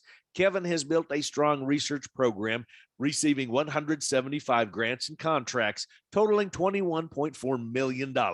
This research has resulted in 55 peer-reviewed articles, 2 books, 1 book chapter, 27 preceding papers, 97 research reports, and 1 software analysis tool. One key to the success is Kevin's connections to ranchers and other land managers in the state and region. Kevin's strong ties to ranchers, land managers, and land management agencies is a direct result of an equally strong extension program that prioritizes outreach to these key stakeholders. In his role as the Extension Rangeland Management Specialist, he has delivered over 1,000 presentations, organized 65 workshops for ranchers, participated in 20 webinars, authored 64 extension publications, written 210 popular press articles, given 176 media interviews, developed 6 extension videos, and is co-developer of the North Dakota Grazing Calculator application. Congratulations to Dr. Kevin Sotovic for being recognized with a 2022 Society for Range Management Fellow Award. Congratulations, Dr. Sotovic. The Outstanding Achievement Award is presented by the Society for Range Management for outstanding achievement to members and other qualified individuals and groups working with rangelands. The Outstanding Achievement Award has been subdivided into 2 groups, academia and research and land stewardship, which includes ranchers, agency personnel, as well as consultants. Today, we will be recognizing 2 individuals in academia and research and 3 in land stewardship. The first that we would like to recognize is Dr. Doug Tollison, who will receive the award for academia and research.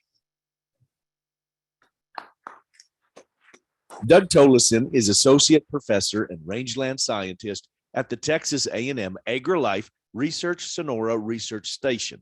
Dr. Tollison was an Extension Specialist and Research Scientist at the University of Arizona V-Bar V-Ranch Experiment Station near Camp Verde, Arizona, from 2008 to 2016. Prior to obtaining his PhD in rangeland ecology and management at Texas A&M University in 2007, he was director of the Grazing Land Animal Nutrition Laboratory in the former TAMU Department of Ecosystem Science and Management. Dr. Tollison conducts research on rangeland vegetation monitoring with which to inform grazing and fire management efforts, and employs near-infrared reflectance spectroscopy to study grazing animal nutrition and physiology. Dr. Tollison has contributed in many ways to the rangeland management community and discipline. Through his academic endeavors, Dr. Tollison has authored or co-authored 33 peer-reviewed publications across a broad array of outlets from rangeland and animal science perspectives. He has also authored or co-authored 3 book chapters and an additional 50-plus peer-reviewed materials and 100-plus abstracts across a broad array of topics. Dr. Tollison also seeks to give back to the next generation of rangeland scientists and managers and has taught 4 different courses at the undergraduate level, 4 courses at the graduate level between Texas A&M, University of Arizona, and Utah State University. Another significant contribution to the future of the profession is his willingness to direct student interns, providing that all-important experience required to advance in the profession. The Society for Range Management is pleased to recognize Dr. Doug Tollison with the Outstanding Achievement Award in Research Academia.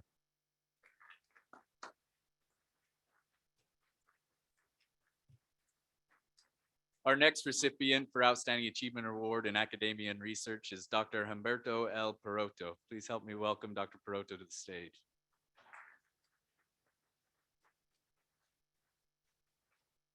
Dr. Humberto L. Peroto is an active member at the Society for Range Management, both at the state and national level. He is currently the 2nd Vice President for the Texas section of the Society, and he has helped the establishment and organization of the Don Pendleton Memorial Graduate Student Award. He has been an active recruiter for TAM UK and their Plant ID team, and he is currently co-advising the Plant ID team with Pancho Ortega. At the national level, Humberto is a member of 3 committees, and has led the International Affairs Committee and the Geospatial Technologies Committee. Dr. Perotto is leading the landscape ecology and drone programs at the Caesar Kleberg Wildlife Research Institute, and he has established in 5 years a nationally recognized research and education drone program for rangelands and wildlife habitat. His publication record on livestock movement, landscape ecology, drone and remote sensing approaches on invasive species have made a significant contribution to the use of spatial data science in rangelands.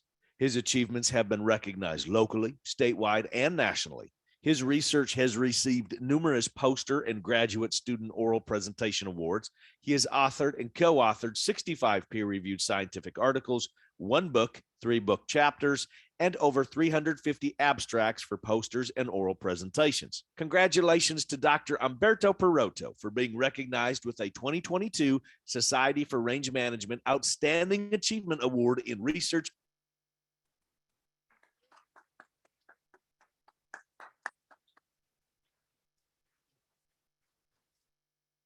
Our 3 Outstanding Achievement Award recipients in land stewardship are all going to be joining us virtually today. The first is Dr. John Hendrickson.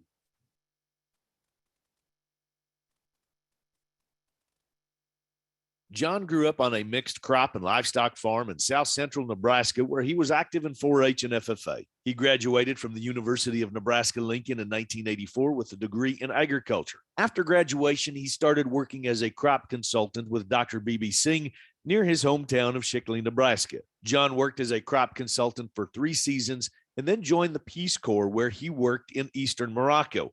While in Morocco, he worked on several revegetation and water harvesting projects and started a herbarium. Working on the steppes of eastern Morocco, John became interested in range management.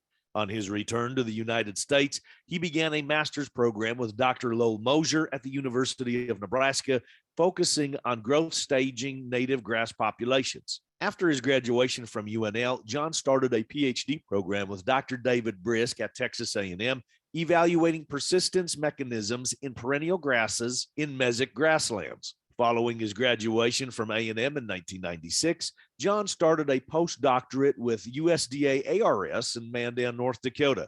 There he worked with Dr. John Berdahl on persistence of grasses and alfalfa undergrazing. From 1998 to 1999, John worked as a rangeland scientist with the U.S. Sheep Experiment Station in Du Bois, Idaho. In 1999, he moved back to Mandan and has worked at the Northern Great Plains Research Laboratory ever since. John's research has encompassed integrated crop livestock systems, targeted grazing, and invasive species, particularly Kentucky bluegrass. It is with great honor to present Dr. John Hendrickson with a Society for Range Management's Outstanding Achievement Award in Land Stewardship.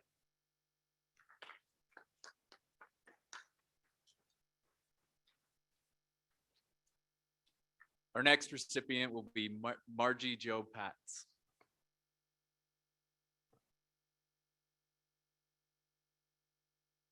Margie Patz, Ecological Site Specialist for NRCS in Powell, Wyoming, is an exemplary Society for Range Management professional with a positive reputation at the regional and national level. Her passion to further the development of ecological site descriptions is unmatched. Margie is an instrumental member of Wyoming SRM, where she has served for over 20 years as council member, president, treasurer, secretary, awards chair, and YRED chair.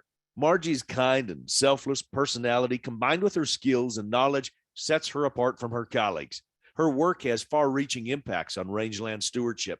Margie serves the natural resources community by sharing her extensive knowledge through presentations at professional meetings, organizing and implementing student contests and activities, hosting field days and trainings, leading summer range camps, and guest lecturing at colleges and universities. She is a natural teacher and gives of her time and knowledge freely. In this way, she has influenced the lives and careers of countless rangeland stewards. She has tirelessly developed descriptions in 2 major land resource areas, MLRAs, while collaborating with the BLM, USFS, BIA, BOR, universities, NGOs, and the Wyoming Game and Fish. She serves on the National Ecological Site Training Team, guiding others in the use of ESDs. Margie has hosted several MLRA LRU Tours regional QA field days. She published 6 interactive ecological site keys, drafted MLRA LRU subset keys for 2 MLRAs, 4 LRUs, and 13 subsets. Margie also published 17 ecological sites to approved status, 86 sites to provisional status, and drafted concepts for 79 sites. The Society for Range Management is pleased to recognize Margie Patz with an Outstanding Achievement Award in Land Stewardship.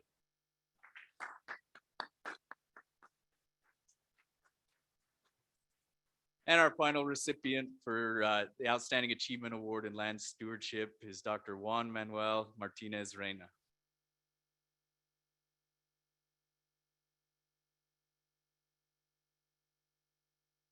Juan Manuel Martinez Renner was born in Mexico and began his participation in the Society for Range Management while still an undergraduate student. In 1983, he was a member of the first Mexican university team to obtain second place in the range plant identification contest. Coincidentally, that year meeting was held in Albuquerque, New Mexico. His academic education and professional activities have been related in one way or another to the tasks of this society, to which he has proudly belonged for many years. Dr. Martinez has been teaching, advising, and mentoring students at the Universidad Autónoma Agraria Antonio Naro since 1998. Throughout his career, he has developed and taught courses in range plant identification, plant taxonomy, forage and bioenergy crop production, cytogenetics, and plant breeding. The achievements that he has obtained as coach of the range plant identification team of the Antonio Naro University are relevant. In the last 22 years, his team has won first place in this SRM contest 19 times, making it the most winning team in the entire history of this prestigious contest. In 2020, the Range Science Education Council and the Society for Range Management recognized Dr. Martinez Renner with the Outstanding Undergraduate Teaching Award. Congratulations to Dr. Martinez Renner for being recognized with a 2022 Society for Range Management Outstanding Achievement Award in Land Stewardship.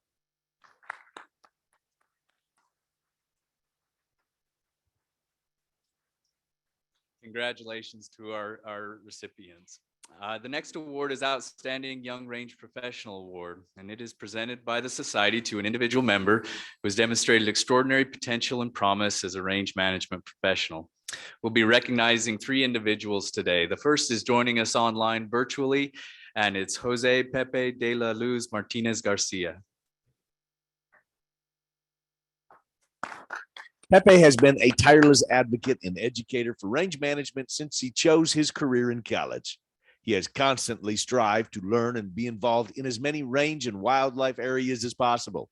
He jumped headlong into our profession and has not come up for air since. Once he had experience, Pepe took on the role of educator.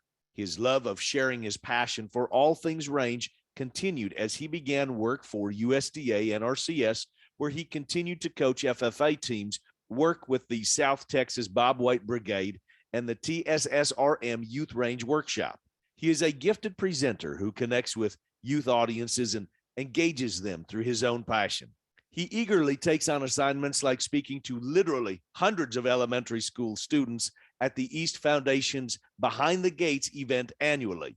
The ranchers and land stewards of South Texas value and respect Pepe for his technical assistance. Often requested to be on the program at workshops and the Hispanic Farmers and Ranchers Conference, he has the ability to connect and gain the trust of land stewards across South Texas. Pepe's passion for range management does not end when he leaves his office. His extracurricular activities and interests are an extension of his professional ones.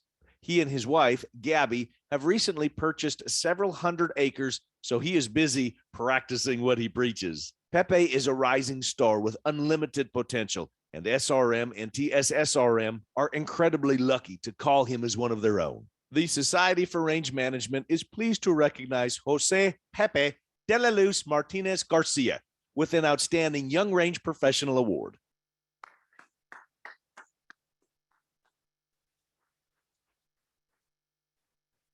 The next 2 recipients are here today. If you'd please join me in welcoming Dr. Miranda Meehan to receive the Outstanding Young Range Professional Award.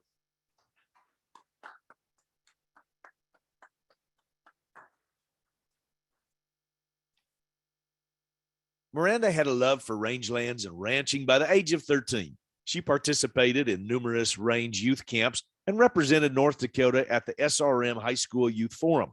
Miranda earned her bachelor's degree in animal and range science and her PhD in natural resource management from North Dakota State University and became a leader in managing our rangelands and riparian ecosystems. Miranda's passion to succeed in the field of range and natural resource management led to her current position as the North Dakota State University Extension Livestock Stewardship Specialist.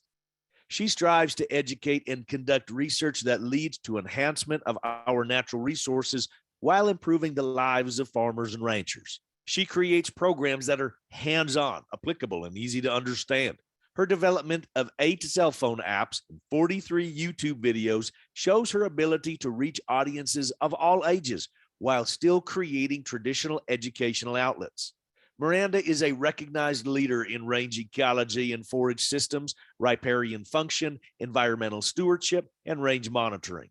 She has published 30 peer-reviewed extension circulars, 12 referred journal articles, and 241 popular press articles and media interviews while organizing 57 extension programs and 59 in-service trainings. Finally, Miranda's contributions to SRM occurs at the chapter, section, and society levels. She is a past president of the North Dakota chapter and Northern Great Plains section and served on numerous SRM committees. Miranda has made and will continue to make significant contributions to range management and the Society for Range Management. Congratulations to Dr. Miranda Meehan for being recognized with a 2022 Society for Range Management Outstanding Young Range Professional Award.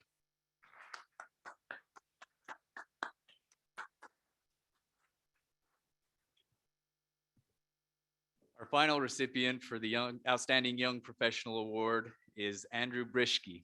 Please welcome him to the stage.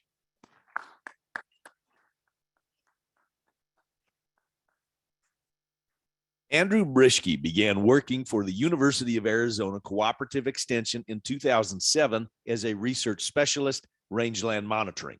He worked with ranchers and rangeland specialists with the U.S. Forest Service and Bureau of Land Management in southeastern Arizona.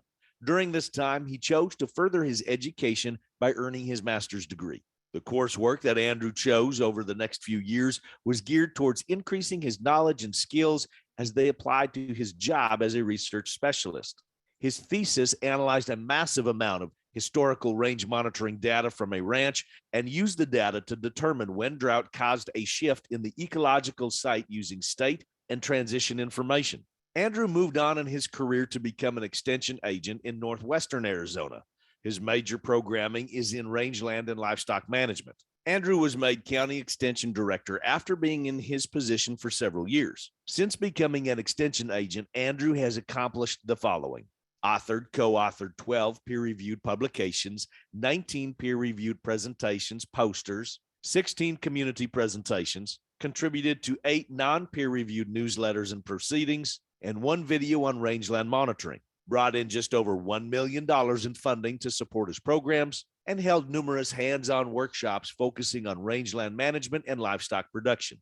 Andrew works with agents and specialists in Arizona, as well as other states, on joint programs. Andrew continually expands his knowledge of rangeland management through professional development opportunities. His service to numerous local, state, and national organizations is commendable. The Society for Range Management is pleased to recognize Andrew Brishke with an Outstanding Young Range Professional Award.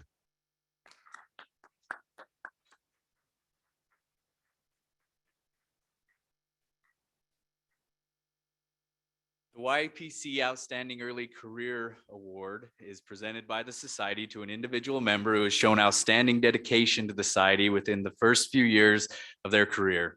This award is meant as an encouragement for young professionals who make the transition from SRM student member to fully engaged professional members of the Society. This year, the award recipient is Kaylee Pena.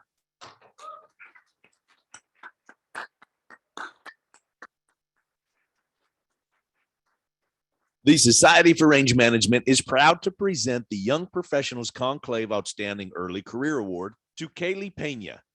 Kaylee's leadership has led efforts to expand YPC outreach and strengthen connections between the parent society and sections, as well as recruit and maintain young professional membership within the organization. Kaylee, a rangeland management specialist in the Salmon Chalice National Forest in Idaho, serves as the chair of the Information and Education Committees of the CalPAC section, as well as maintains several communication outlets for the section. At the parent society level, Kaylee is active on numerous committees, including the Student Activities Committee and the Native American Rangeland Advisory Committee, as well as completing a 3-year leadership commitment with YPC. Both in her career and the Society for Range Management, Kaylee goes above and beyond in building relationships, whether she is interacting with livestock producers and land users or other rangeland professionals and students entering the industry. Congratulations to Kaylee Pena for being recognized with a 2022 Society for Range Management YPC Outstanding Early Career Award.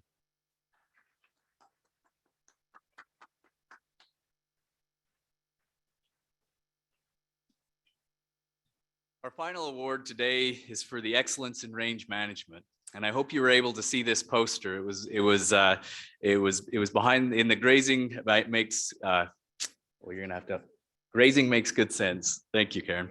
It was behind that booth here today, and it was presented by the Texas section for the Society of Range Management and goes to the Parks Ranch in Goliad, Texas, David and Matt Crow. This poster outlined how they were achieving how they were active in grazing and brush management to maintain productive coastal prairie ecosystems and enhance profitability and wildlife habitat. Please join me in congratulating them.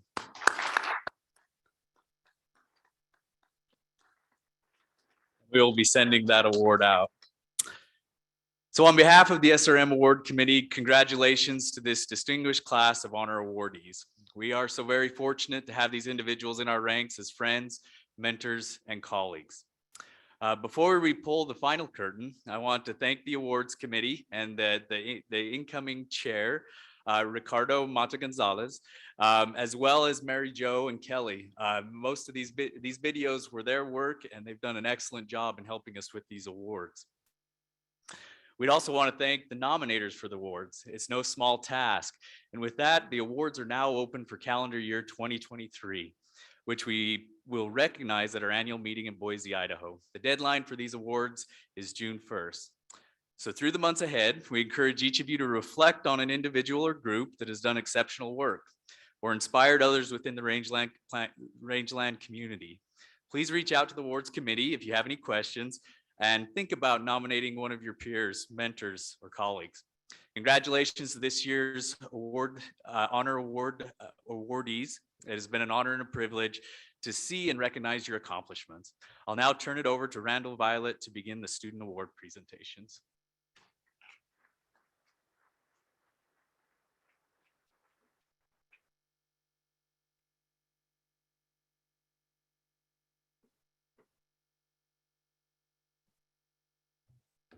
Thank you. Before we transition into the student awards, we have the results from the photo contest.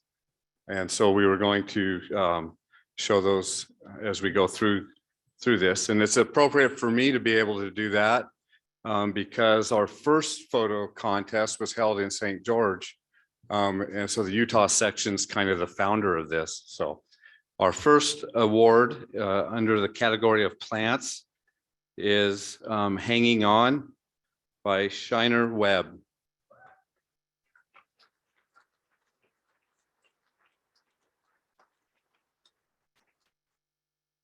The photographers of these awards as well want to mention that at the back of the room, you'll be given a gift as well. So your work is not going unappreciated either, besides just the poster, or just by winning, you get an award. So the second category is Landscape, Spotlight on Summer by Jason Carey. That's Jason Carl, I'm sorry. That was my favorite one as well. The third category is Wildlife, Someone is Mad by Anthony Fault. That was not one of my favorite photos. I'm not fond of rattlesnakes. Category of Ranching and Livestock, Maggie by Carly Rambuck.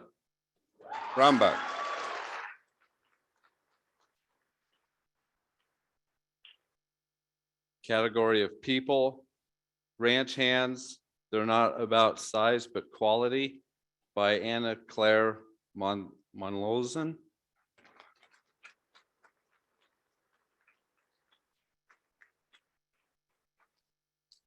And then the overall people's choice. So all these were voted on by people's choice as well. So the overall best photo, Spotlight on Summer, by Jason Carl.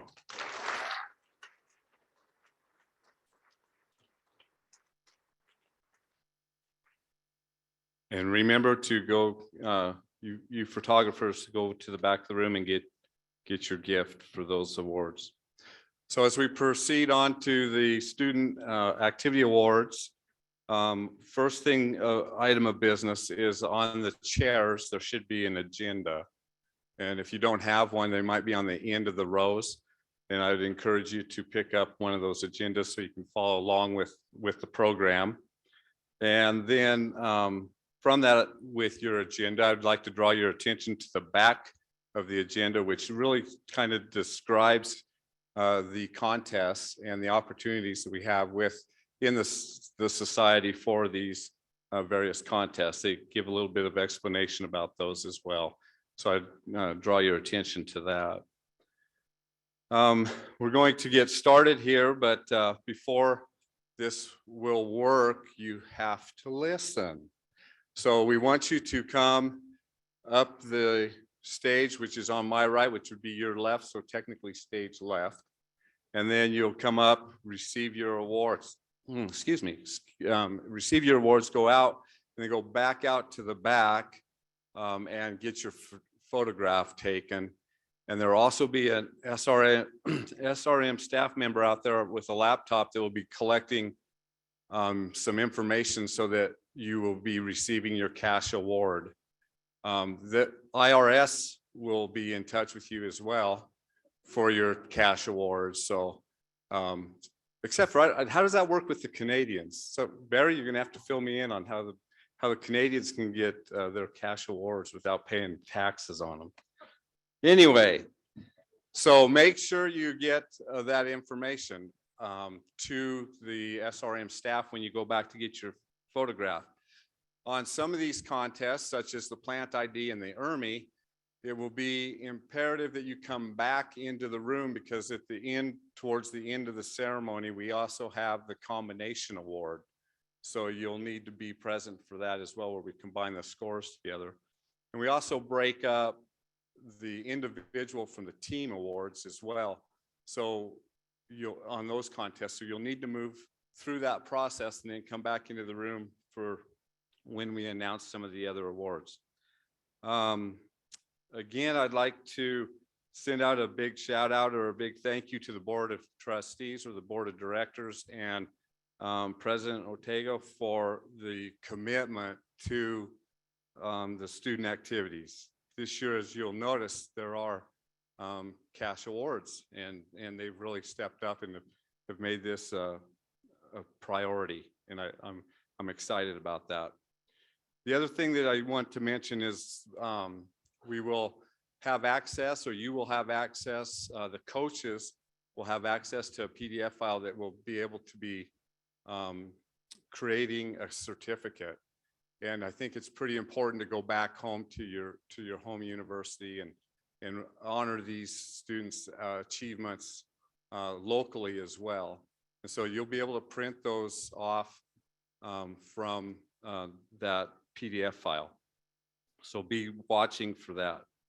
So without any further ado, I'm going to introduce Dr. Smart, and then he will ask the presenters to follow down through our agenda. The thing that you'll need to remember is we've also had some changes within the agenda, so the names will be maybe a little bit different, but nevertheless, Dr. Smart. All right, thank you very much. So how many people have taken ERMI in the past? Show of hands here, right? And that was given by Dr. Justin Durner. Justin has retired from giving the ERMI for doing so in the last 20 years.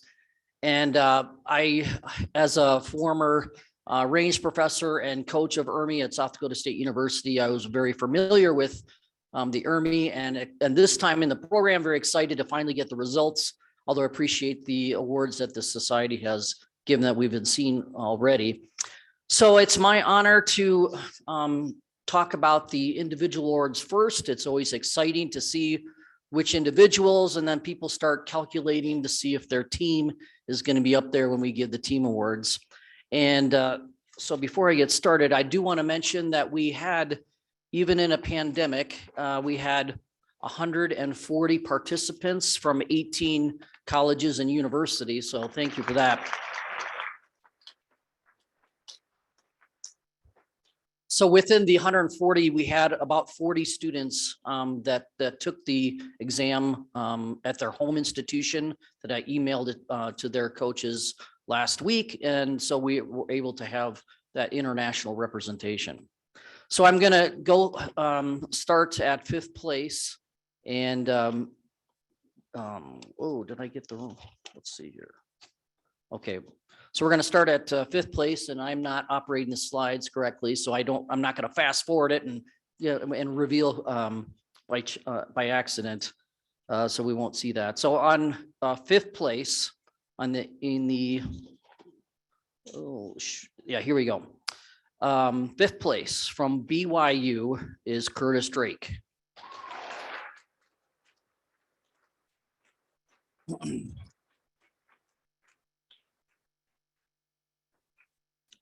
And you got to run.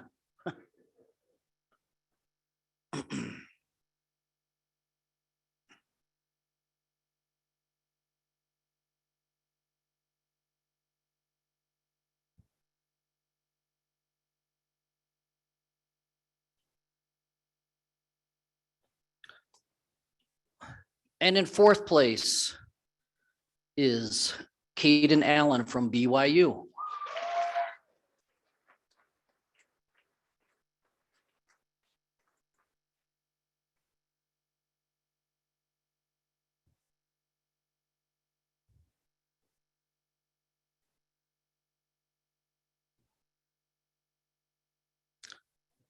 And in 3rd place, Shanna Gleason from Texas A&M University.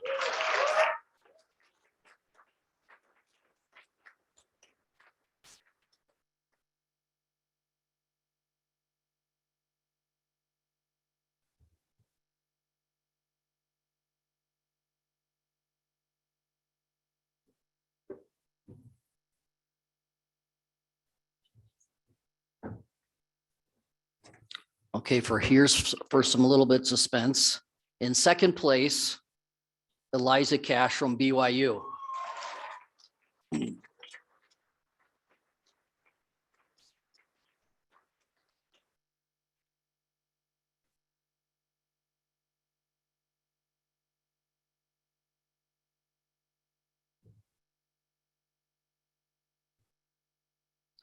So at this time, I'm going to invite Chuck Oliver to come on up, and Chuck's going to represent from the Forest Service, and he'll be announcing the 1st place winner of the undergraduate range management exam.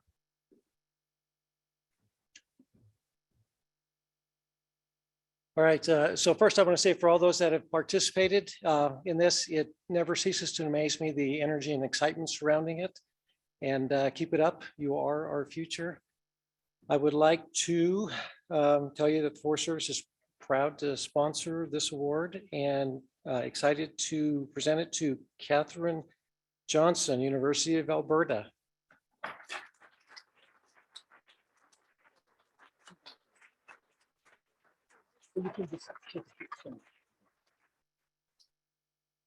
All right, so I'm going to turn that over now to Barry Irving with the Plan ID.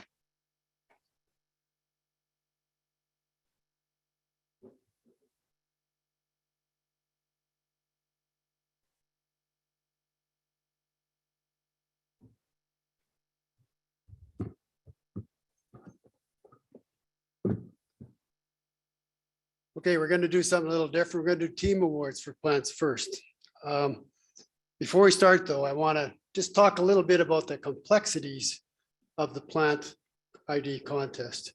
I'm from Canada. I have to get a test here into the States every year, and I hope there's nobody in the audience here that's going to report me. I smuggle that test across the border through customs. If I get stopped, I do have a story. I call it the Big Dumb Canuck, and it's worked for me so far. But we do keep a reserve test in the States that's housed by one of our team members, and it comes every year to the contest, just in case something goes wrong with that transportation. I'd like to congratulate the students that take this exam. This is the most difficult exam to write. This year we had a virtual and an in-person component because of border issues. There is no school here from Canada. There is no school here complete from Mexico. There are 2 students from Mexico that made the journey here to compete. The others could not navigate the border issues to get here. This exam is also put on by a team of people, and I'd like to acknowledge them very quickly. Paul Luffler, Ed Rhodes, Chuck Butterfield, and Judy Irving. That's our delivery team for the Plant ID contest. So with that, I'd like to thank the coaches too. Coaches, this Plant ID stuff does not happen in 1 week of study or 2 weeks of study. This is a 6-month preparation period, and those coaches meet with students often after hours on their own time, and they dedicate a tremendous amount of effort into the awards that we're about to give. So with that, I will invite teams to come forward as I call your name and receive your awards. So in 5th place on this Plant ID contest, Texas A&M University.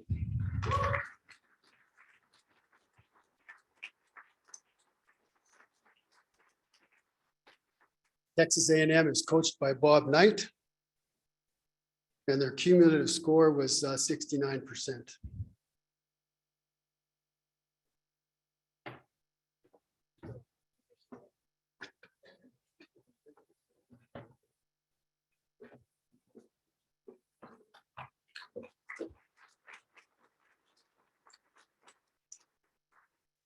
In 4th place, with a cumulative score of 69%. I didn't put the decimal places in, so these are very close. Brigham Young University.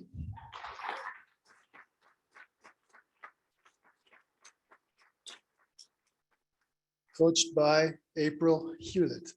And I believe April is either at the airport watching us virtually or on her way to the airport.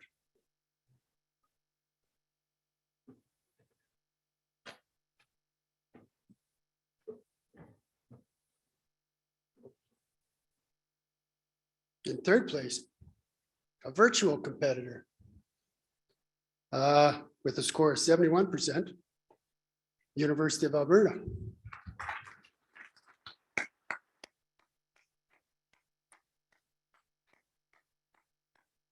Let me tell you a little bit about writing the virtual plant test. It adds a level of difficulty beyond what we experience with the normal in-person plant test. You can't imagine. If you want to write it, it's up on YouTube. Send me an email. I will send you the link, and you can pretend you were a student all over again.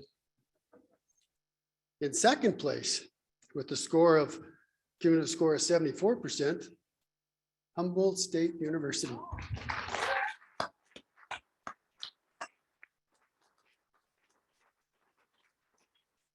Humboldt State is coached by Todd Golder.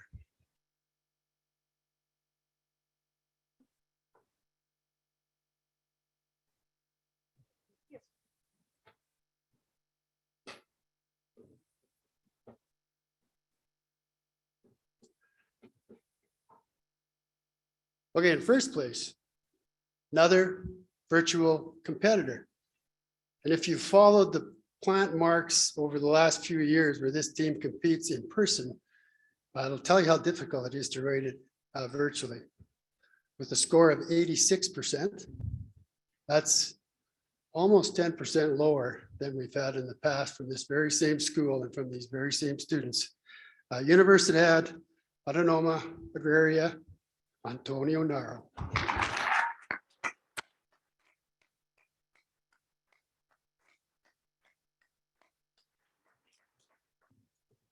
Okay, with that, I will turn the podium over to Chancey Hoblin Bittner.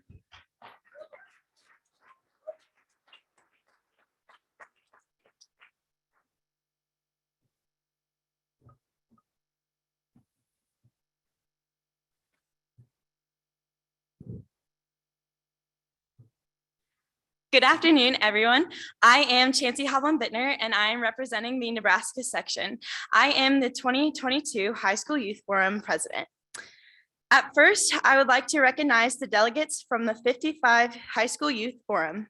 These students have worked hard to prepare their amazing presentations, which they gave yesterday. Will the 18 students representing the 9 sections please stand and be recognized?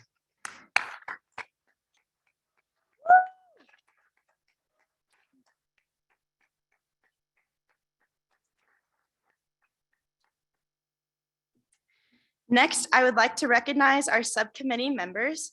I would ask our volunteer subcommittee to please stand.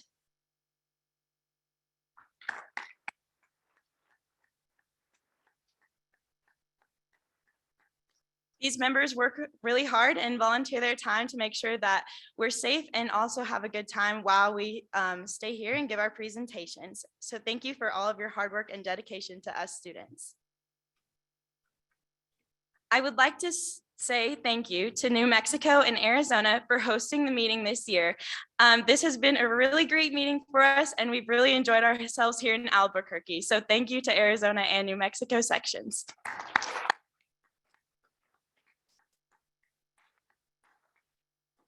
I would also just like to say thank you to the Society for Range Management, to the support of the High School Youth Forum this year and throughout the last many, many years.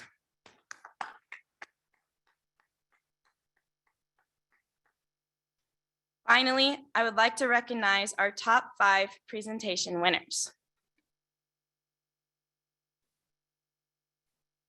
In 5th place, we have Anna Lockhart representing the Colorado section. Her talk is titled "The Fox Ranch, a Success Story for the Ecology, Wildlife, Cattle Production, Conservationists, and Communities in Northeast Colorado." Congratulations.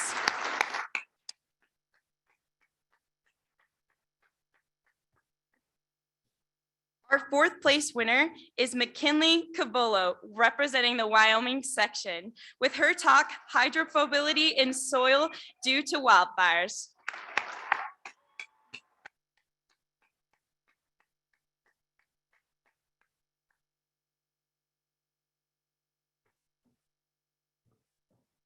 In 3rd place, we have Emma Amato, representing the Colorado section, with her talk titled "Fencing in the Future."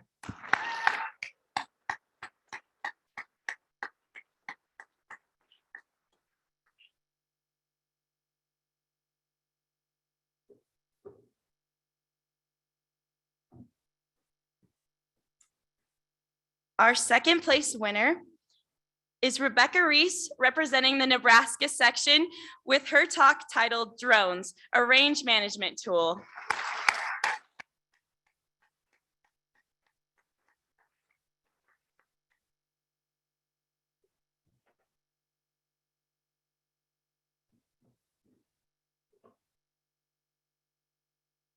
And finally, our 1st place winner is Sam McMillan, representing the Nebraska section, with his talk titled "Blowouts, Friend or Foe."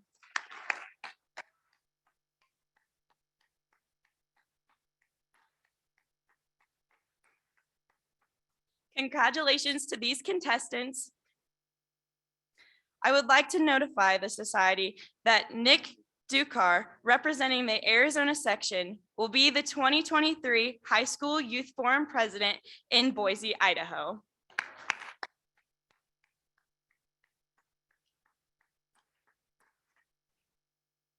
My final announcement is introducing our 2020 High School Youth Forum winning presentation. Matea Gordon from the South Dakota section. She was unable to attend this year, but her talk was titled "Fire, Fear Not, a Tool to Enhance Our Rangelands."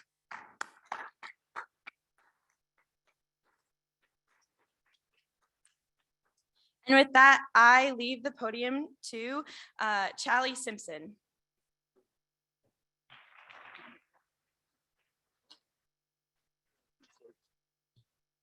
See, I told you there were a few changes to the agenda. I am not Charlie Simpson. Yeah, thank God. Okay, so I'm going to talk a little bit about the student conclave. All students that attend the annual SRM meeting belong to the student conclave. Students are encouraged to attend associated socials, professional talks, tours, business meetings, and the luncheon. Officers are elected annually to serve in leadership roles. I'd like the 2022, 2023 student conclave officers, if you're present, please stand. Give them a round.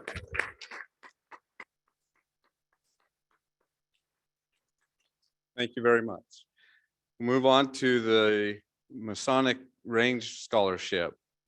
The Masonic Range Scholarship is a scholarship that is presented annually, and it is a scholarship that offers financial assistance and recognition to high school seniors, college freshmen, and college sophomores planning to major in or presently majoring in range science and a closely related field. The recipient of the scholarship must be planning to attend or be currently in attendance at a college or university with a range science program. Really want to emphasize for those of you, especially you high school youth formers that are seniors, the deadline is March 1st to apply for this, and this is a $5,000 scholarship. This year's winner was, next slide, Sheridan Wilson, and she's attending the University of Nebraska-Lincoln. Is Sheridan here?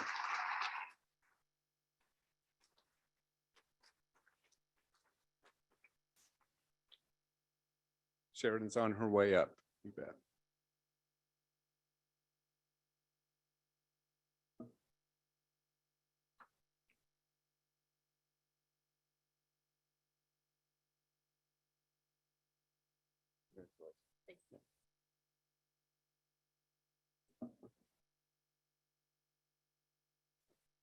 Have one other announcement. One thing that this pandemic has made us is certainly flexible, right? I want to also emphasize, if the students are not present and the coaches are, that the coaches still need to fill out, they need to find that SRM staff person and fill out that information so that they can get their cash awards. So please do not leave without getting our SRM staff person that information, irregardless if they're present or not. Try to get that taken care of. I will now introduce to you Pat Johnson with RSEC.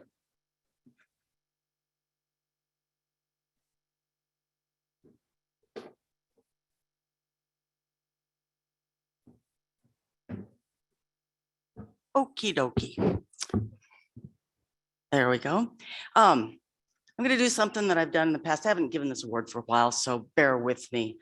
I would like for everyone who has received the any of the RSEC teaching awards, early career and outstanding teacher, please stand up.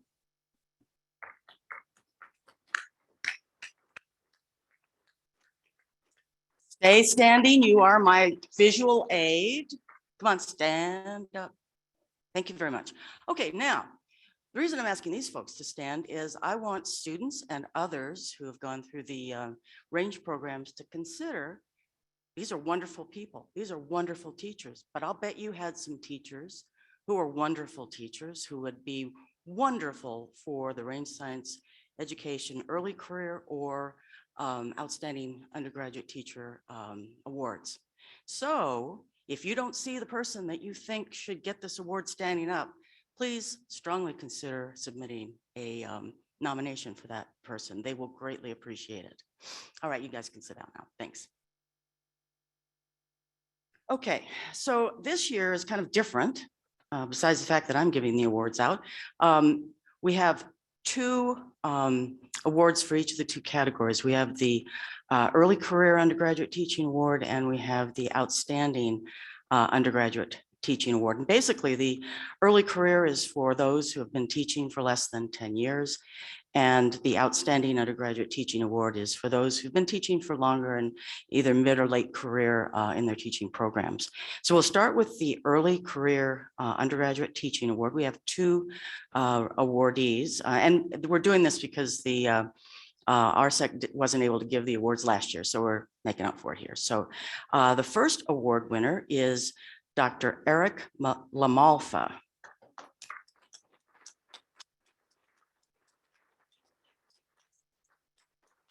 And Dr. Lamalfa is from Utah State University. He's assistant professor there in Wildland Resources Department. And people say such nice, I love reading the nomination packets because people say such wonderful things, and you'll learn a lot about teaching from these people and from their packets.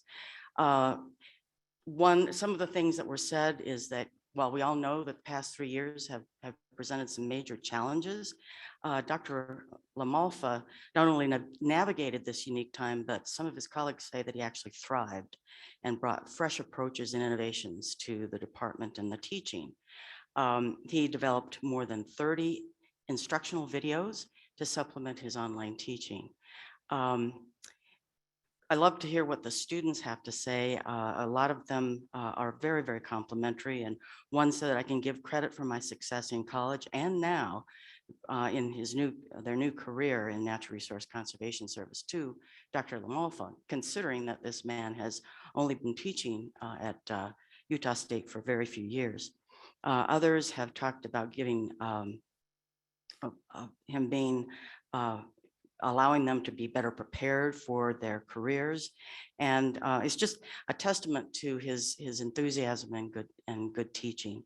So the Range Science Education Council and Society for Range Management are very proud to recognize Dr. Lamalfa for the 2022 Early Career Teaching Award.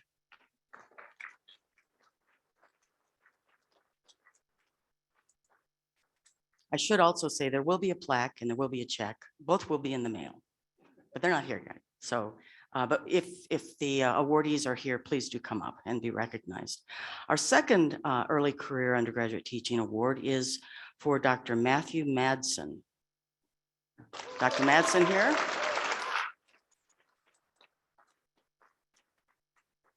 From BYU? Oh, okay, darn. Okay. He is with he's associate professor in the Department of Plant and Wildlife Sciences at Brigham Young University. He has been described as a favorite professor by students. He has innovative and hands-on approach to teaching and really likes to emphasize the hands-on learning activities. He has a teaching philosophy that is very effective in combining course lectures with that hands-on thing that most of us as instructors really think is important. Students have said things like, I will be forever grateful for the concepts I learned from Dr. Madsen, and even more importantly, grateful for how he treated me and how he taught me the importance and power of building others up. He not only leads by example by being one of the hardest workers, but also encourages students to be involved in the work and form leadership qualities. So these people are standouts in our teaching profession. And so for his outstanding contributions to the classroom and beyond, the Range Science Education Council and Society for Range Management are proud to recognize Dr. Madsen with Early Career Teaching Award.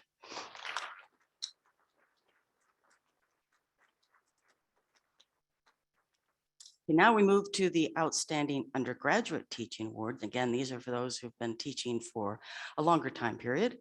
And our first person for that award is Dr. Wendy Gardner. And Dr. Gardner is of the Thompson Rivers University. And she has been teaching a wide variety of courses. You know, some of us kind of focus on a few courses.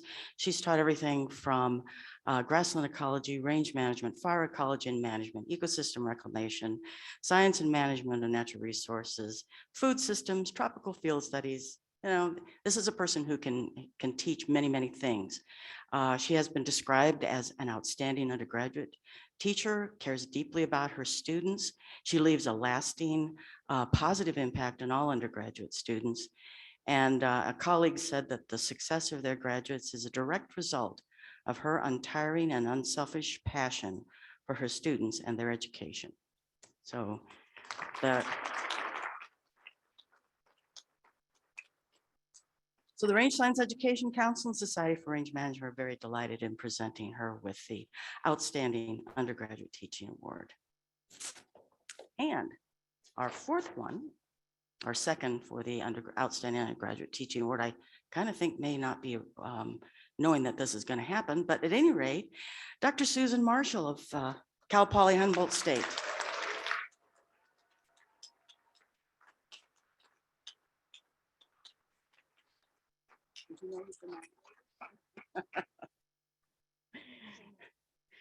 Okay, so Dr. Marshall has been recognized for her enthusiastic teaching, her commitment to high quality, experiential, field-based learning, and her dedication to helping students become agents of positive change. That is Susan. And what is most exceptional about her is her ability to teach both students and fellow educators. So that's saying something there. She loves native plants and soils. One of her students said something I thought was pretty amazing. She said that the student said that, I think I was horrible at problem solving, but now Dr. Marshall has me convinced that maybe I am good at solving problems. So you help this student get through all of that. Noted for her dedication to students and her unwavering dedication to Rangeland education. And so it is our pleasure as Range Science Education Council and Society for Range Management to present Susan Marshall with the Outstanding Graduate Teaching Award.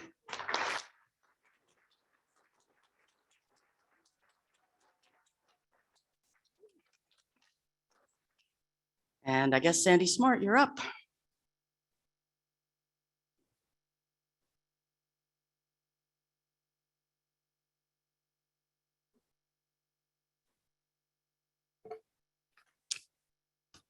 All right, this is the moment y'all been waiting for the team Ermi scores. I know as a coach, I was very excited about this part.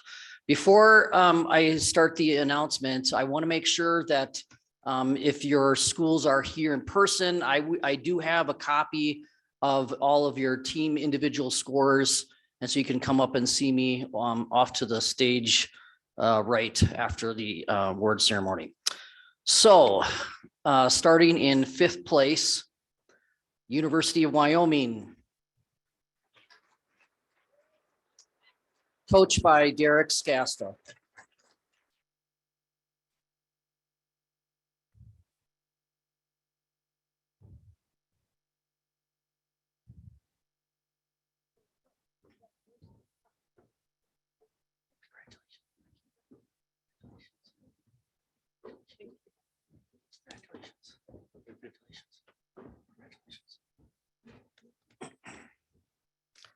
In 4th place, Utah State University.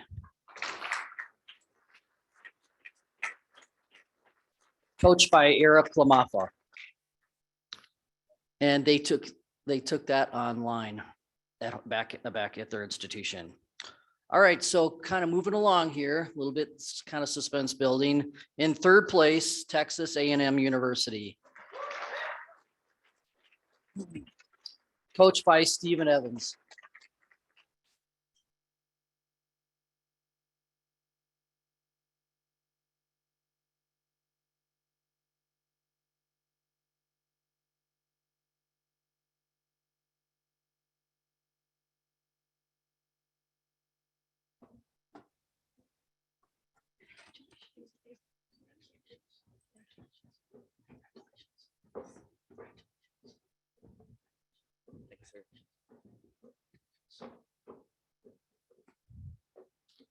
All right, more suspense. 2nd place, University of Alberta, coached by Lisa Ratz.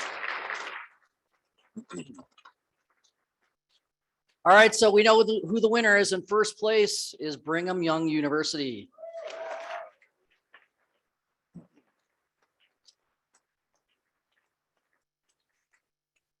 and they're coached by Matthew Madsen.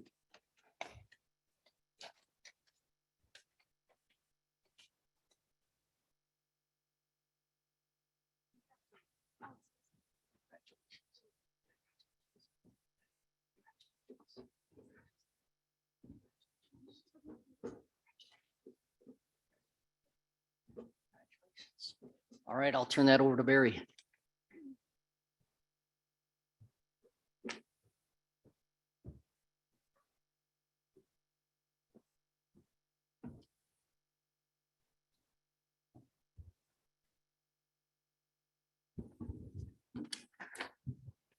This microphone's getting a lot of adjusting today. Okay, individual awards in the plant identification contest. A rough estimate by me as a former coach of how much effort it takes to win an individual award in this contest. Each and every year, and some of these students compete 2 or 3 years, 200 hours of study time to get into this top echelon of students. And if you multiply that by 3 years, you got 600 hours of study time. That's in addition to a full course load in most or many cases. So there's a tremendous amount of effort goes into by these individuals to reach this level of achievement. And it's pretty tight. It's pretty tight at the top. So I'd also, before I start, I'd like to recognize some individuals that built the ability to give this contest. It takes a herbarium. Herbarium consists of about 3,000 samples. It's housed at the University of Alberta now in my old office. The university is gracious enough to give me that space. And as I go through that, about 40% of the samples are submitted by these 3 individuals. So these 3 individuals are the founders of that collection. First, Gary Larson, South Dakota State.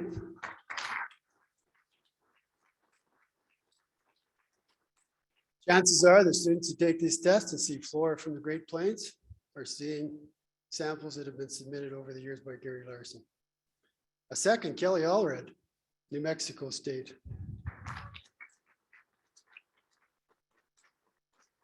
So on this year's test, the little bitty Hordeum pusillum seedling that had the spikelet on the root, that's got Kelly's fingerprints all over it. And the third member, who isn't here, Bob Knight, Texas A&M. And Bob is the most ubiquitous contributor. And with Gary and Kelly, I get contributions from those areas.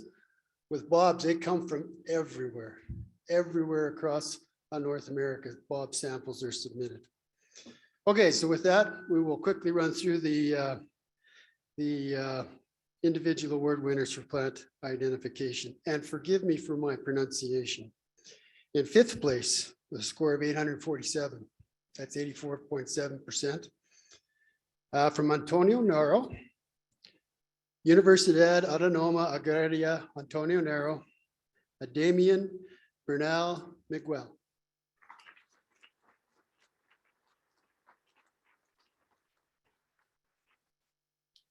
In 4th place, with a score of 849 points, that's 2 points difference, 0.2%.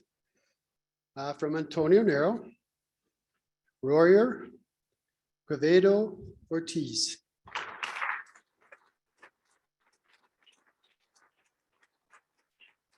Of course, those individuals wrote the exam virtually, so they wrote it from their home institution.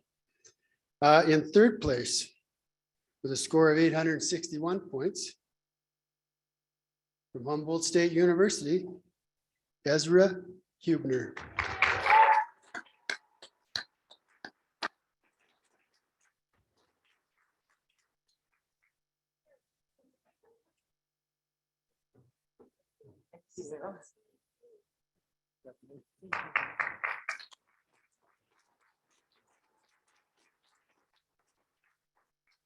In 2nd place, the score of 866 points. So you can see how tight these marks are. Universidad Autónoma de Chihuahua.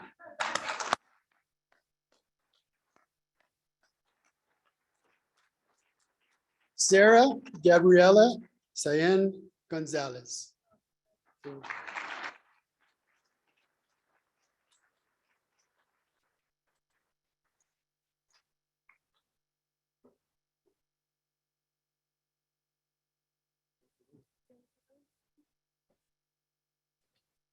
So Sarah is one of two brave students who made it to this competition from either Canada or Mexico. Okay, normally we would have the first place award presented by a representative from the BLM, Kimberly Hackett, but Kimberly couldn't be there, so I will go ahead and present the first place award on her behalf. This comes with a custom plaque, which did arrive. Comes with a custom plaque for first place. So in first place from Antonio Naro, Carino, Manuel Rodriguez Ruiz.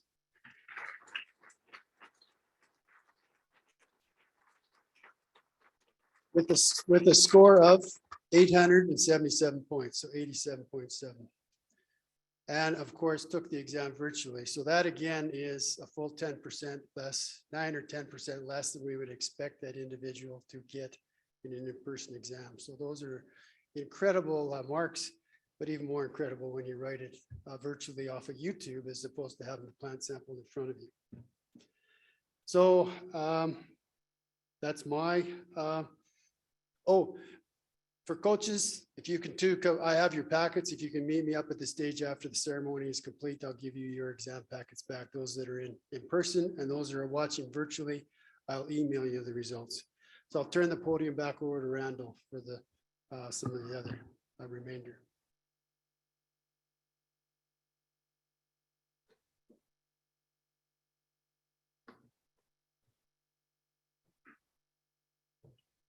Thank you, Barry. We're going to move on to the university website display contest, and this has all gone virtual the last couple of years. So this is it's instead of just the display contest, they've converted it into a website. And so the website display contests hosted each year in advance of the annual meeting. Each university or college chapter club elects to create a website and develop an online presence that promotes their club, Rangeland science, their university, and the theme of the annual meeting for this year. And this year's winner is the University of Saskatchewan. We only had one entry. So those of you that are, but I would encourage you to go to that website.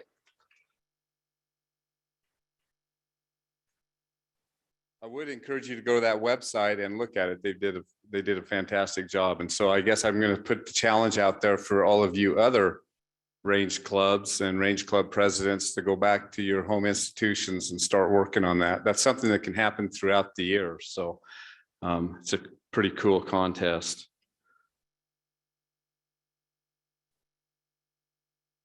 Now moving on to the graduate student poster and paper contest, or paper and poster contest, however you want to read that, right?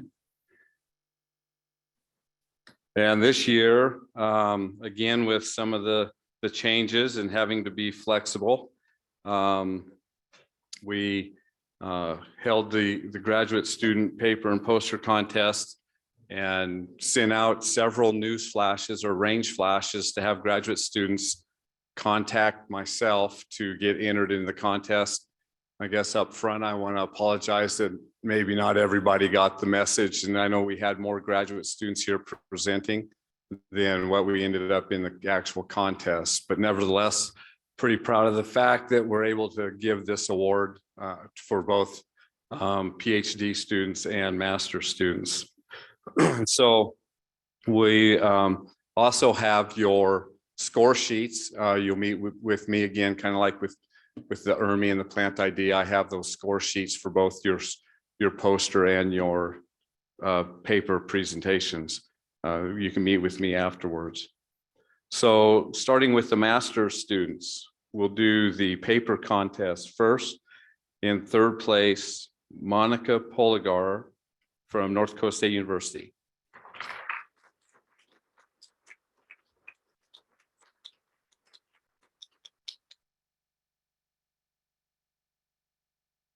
And there's cash for this deal. These graduate students like cash.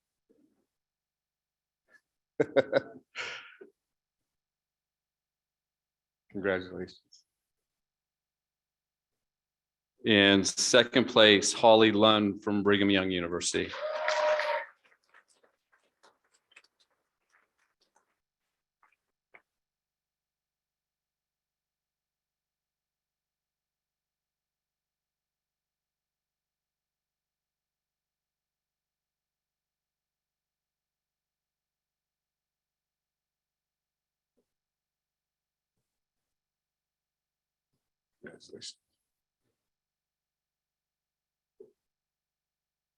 And in first place, Kimberly Zerlaka from North Dakota State University.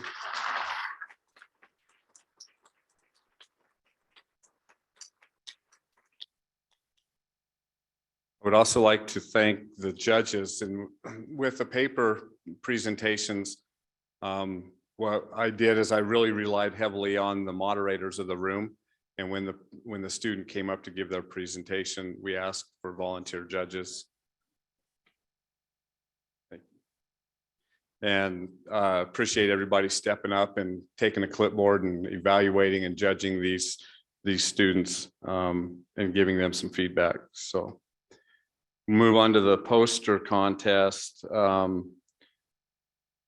The third place poster for master students is Eliza Johnson, North Dakota State University.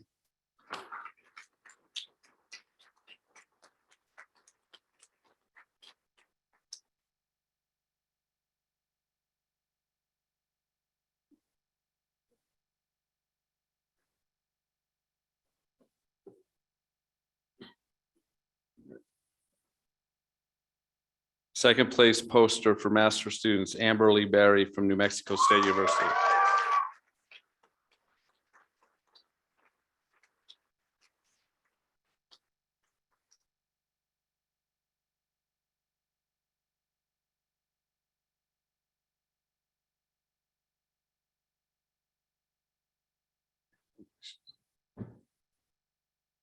And first place poster for master students is Amber Johnson, Brigham Young University.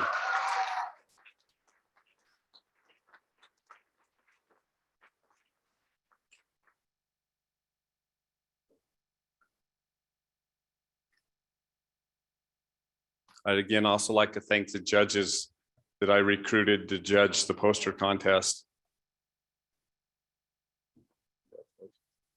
And I also like to thank the planning committee and the person that was in charge of organizing the poster contest. Having the poster contest 2 consecutive days for a set of time really made it really conducive to have judges willing to step up and judge in that time frame. So I really appreciate that. And the access to the posters this year was fantastic. So hats off to the planning committee on that. Move to the PhD students, paper contest first. We have third place, Esben Kajar, North Dakota State University.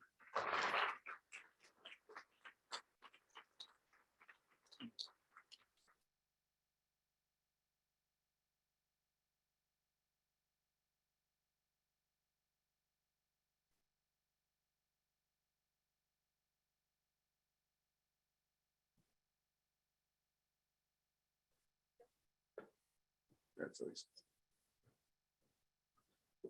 Second place paper for the PhD students, Flavie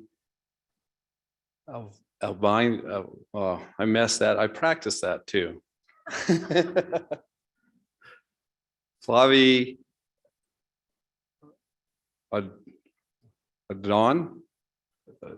Yeah, Adon. University of Arizona. She's not here. First place paper, Austin Rutherford, University of Arizona.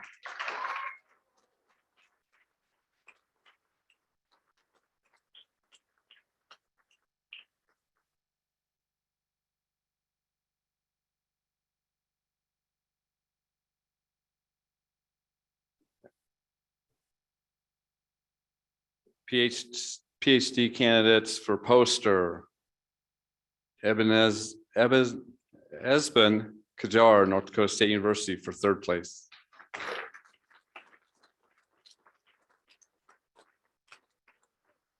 He's probably still back there getting his picture taken, so we're gonna move on.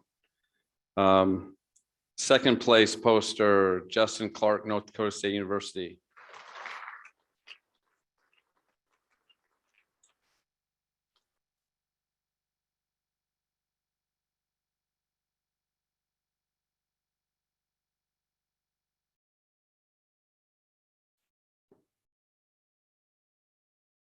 Congratulations.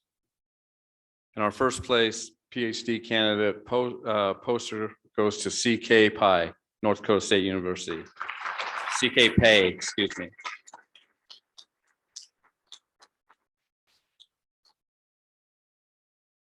Is CK here? Don't see her. We'll move on. This is going to turn into the Randall Violet show here now with some of the late changes and whatnot. So let me check. Remember, graduate students, to pick up your score sheets. So after the awards, move on to Dr. Laureen Alphen. She's going to do the undergraduate student papers and the extemporaneous speaking.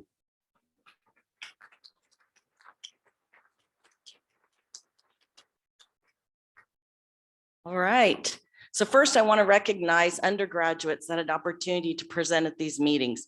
So this year we didn't have an undergraduate paper session. The papers were represented among the posters and the papers. Like Dr. Violet said, there was some confusion this year, and I know we're probably not recognizing all the undergraduates, but I tried to go to as many sessions and all the posters to see if I could make sure that we had all the undergraduates. So if I've missed you, I apologize, but I just wanted to have the undergraduates. The undergraduate papers, we're not giving an award to, but I want to recognize them and maybe in the future we'll need to start doing that and giving an award, but I want them to stand, and I'm going to tell you their names. We had 4 papers that I could find that were given by undergraduate students based on their research, and they represented 3 different universities. So the first one was Melissa Myers, presented her undergraduate research. She's from New Mexico State University, and the title of her presentation was Plant Recruitment Effectiveness of Connectivity Modifiers Along a Dryland Shrub Encroached Gradient. So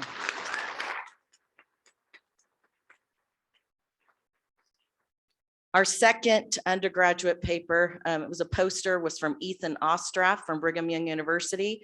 And the title of his presentation was Improving the Germination Rate of Gamble Oak for Mineland Restoration.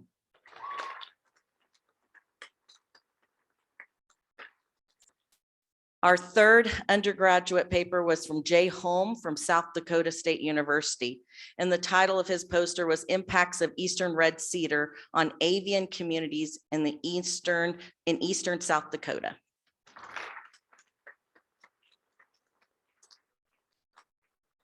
And the final undergraduate paper that I could find was given by Curtis Drake at Brigham Young University. And his title of his paper was The Development of Rhizobia Seed Coats to Establish Lupine Species to Reclaim Minelands and Degraded Rangelands.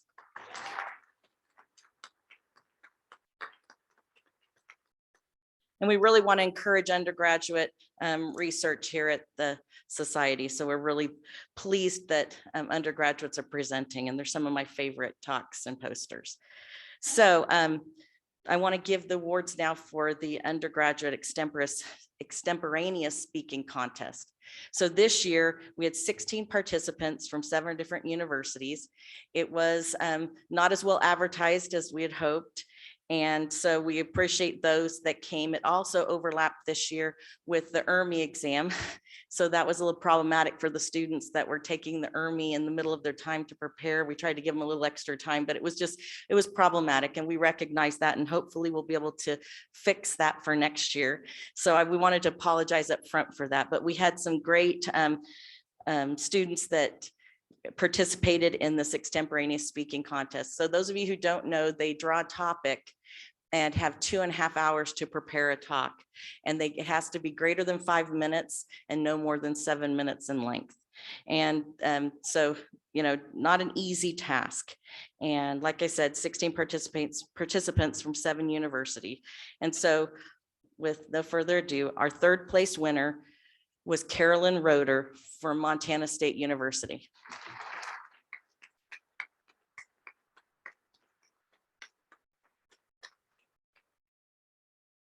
Okay, Caroline, or maybe it was Caroline, not Carolyn, so I apologize. Our second place winner is Samuel Knuth from Brigham Young University.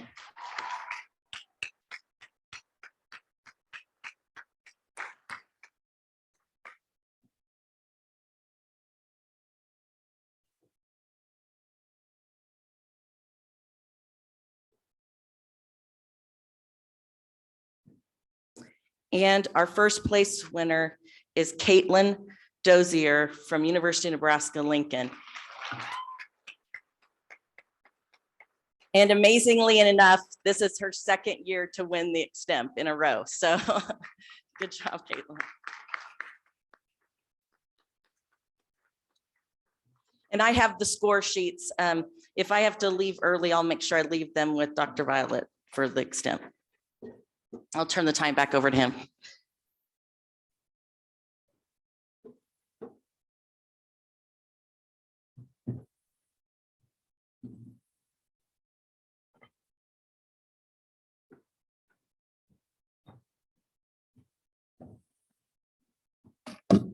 Okay, we're moving on to the Range Cup.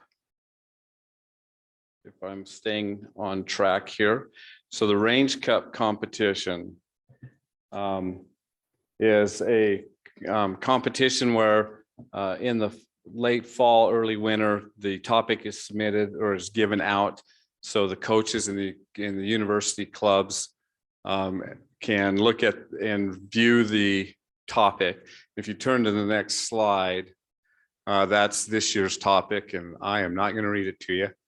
But it was dealing with cultural preservation and rangeland health, both in terms of what they're supposed to come up with a poster to present the solution to that topic.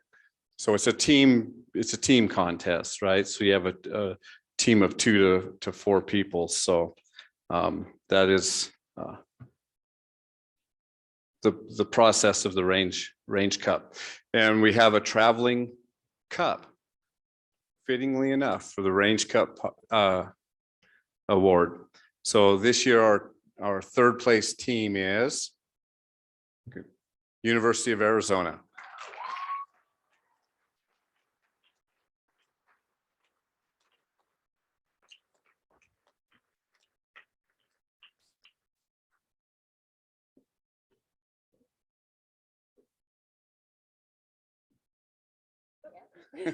Take the plaque.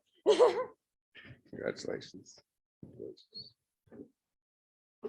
Our second place team is University of Nebraska-Lincoln.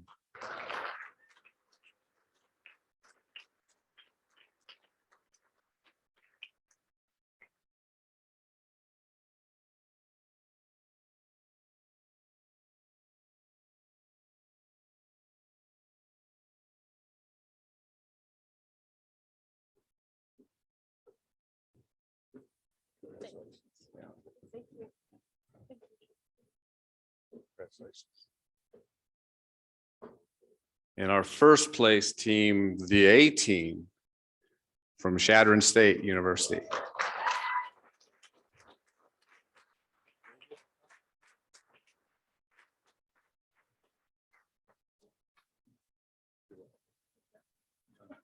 Yeah.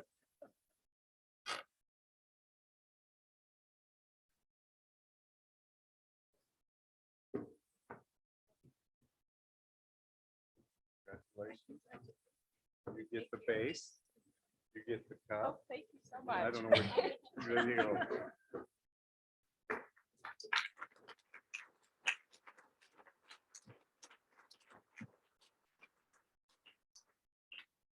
At this time, I'll introduce Avery Reynolds for the Young Professional Conclave.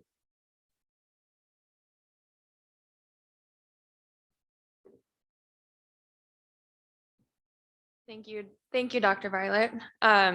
So my name is Avery Reynolds and I am the 2022 Young Professionals Conclave President. I will be looking down because I have some notes and I am a millennial, so it comes on the form of a device. But the Young Professionals Conclave was established to bridge the gap between student and professional membership in the Society for Range Management. Our members include senior undergraduates, graduate students, and those professionals in the first 5 years of their professional careers. We accomplish this goal of bridging the gap for our transitioning members by providing networking events such as Bridging the Gap, leadership positions through officer or leadership opportunities through officer positions, committee leadership, and the YPC Advisory Council, and personal growth through all kinds of opportunities here at SRM. This group is incredibly neat to watch as members work through the ranks and become the future of the Society for Range Management. So we gave away 2 $500 scholarships to outstanding young professionals who are active in range management to help pay their way to get to this meeting.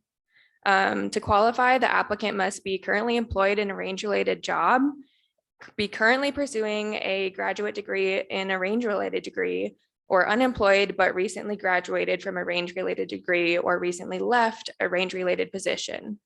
This year, our first one, if he's here, is Nathan Nixon. Nathan is a recent graduate of the University of Wyoming with a degree in rangeland ecology and watershed management with a minor in geology. He's an active horseman, outdoorsman, and hunter, preferring to work in remote outdoor locations. Growing up in a rural community, Nathan gained experience with range management principles, ranch work, and tourism. Nathan is currently working for the USDA Forest Service on the Bighorn National Forest in Wyoming as a range technician, his first full-time job in the range industry. While Nathan was in college, he worked as a seasonal range tech for the Nebraska National Forest and Oglala National Grasslands, located in Northwest Nebraska, where he grew up. Nathan is looking forward to connecting with other range professionals through the Young Professionals Conclave and the Society for Range Management. Congratulations, Nathan.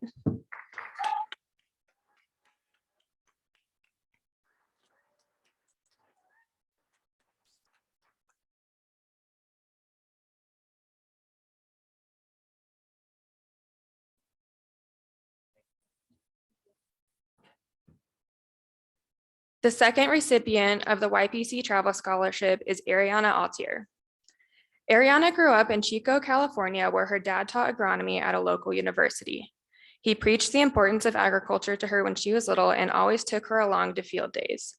Ariana worked with orchard crops, rice, sheep, and pigs during college, and the experience she gained from working with livestock drove her to add a minor in agriculture to the sustainable manufacturing degree that she was pursuing. It was only when she began taking courses in rangeland management that she finally realized her future career path. A few years ago, Ariana moved to Montana after accepting a position as ranch manager on a bison ranch. From there, she moved on to accept a land management role on a larger ranch in the same area. She is excited to be taking on such a large project and looks forward to implementing change on the landscape.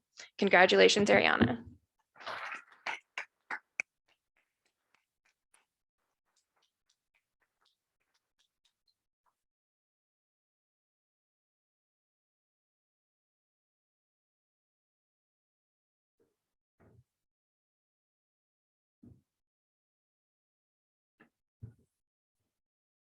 Along with the travel scholarship recipients, I would like to recognize and thank my YPC officer team for the year. So if you're in the crowd, would you please stand to be recognized? Incoming president and 2022 president, Alex Orozco Lopez.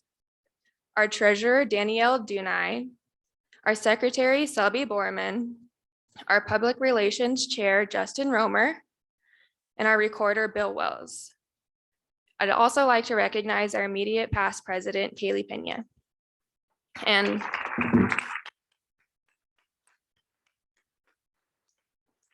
this team has been an awesome team to work with. And I'd also like to thank the YPC Advisory Council for all of their support. And if you're in the crowd, would you please stand?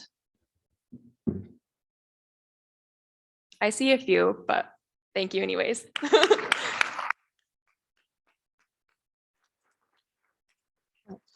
In addition, I would also like to thank the Student Activities Committee, the SRM leadership team, and staff, and the entire board of directors, especially our board representative, Dr. Susan Marshall, for all of the continued and unmatched support. In addition to that, I'd also like to thank the entire planning committee for this meeting, and in particular, Brenda Simpson, for putting on a meeting with so much opportunity for young professionals and helping plan all of our events this week.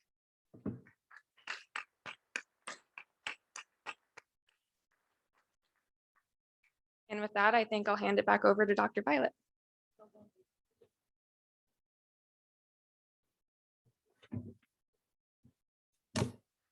Thank you. We're moving on to the combined award. So the combined award is a combination of the URMI and the plant ID. And so we recognize the individuals that are placing in at least the top 20% of both the ID and the URMI contest. So in 5th place, Riley Zhang, University of Alberta.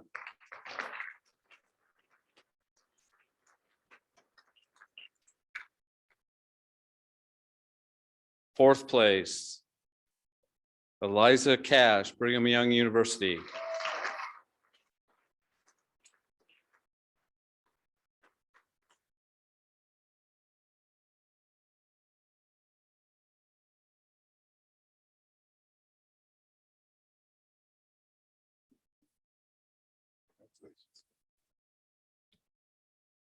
In 3rd place, Ezra Hubener, Humboldt State University.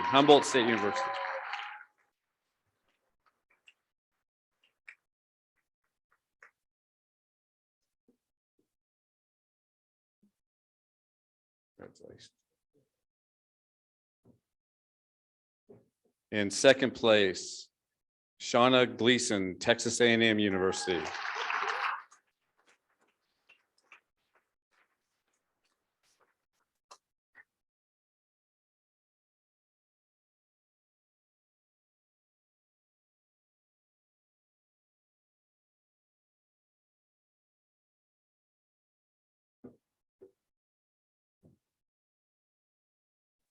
Congratulations.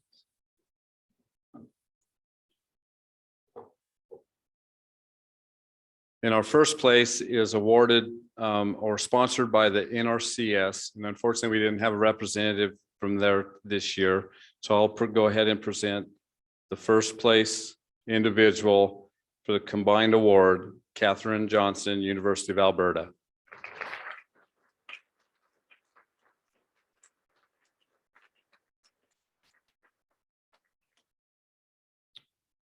And we're on the home stretch here. Before I announce the Trail Boss Award, I'd like to take a few moments to thank the sponsors for all these contests and all the support that they give our students throughout the year, not only at the meeting, but also throughout the year. And that would be the BLM, the U.S. Forest Service, the NRCS, Corteva, Pawnee Seeds. I appreciate all your support. I also would like to take this time to thank all the co-chairs within the Student Activities Committee.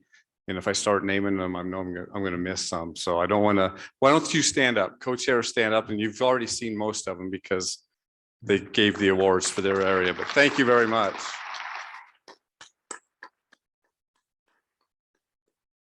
Outstanding group of people to work with, and they are truly here for the students. So the coveted Trail Boss Award is a combination of all the activities, of all the contests that you can participate in as a range club. And then you carry your scores with you to accumulate. So a first place in plant ID gets you 6 points. First place in URMI gets you 6 points as you go on down. And you have a representative in a contest, you actually then just get a point for that. So one of the emphasis to this is to try to make this kind of a sweepstakes to try to get involvement in all the contest areas by all the range clubs. So I certainly would encourage you to think about that. we have this awesome trophy here. And without any further ado, our 2022 Trail Boss Award goes to Brigham Young University.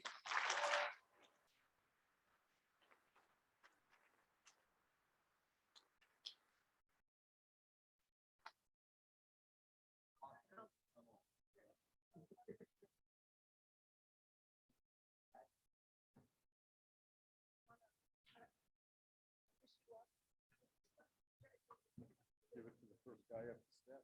There you go. There you go. Congratulations, John. Thank you.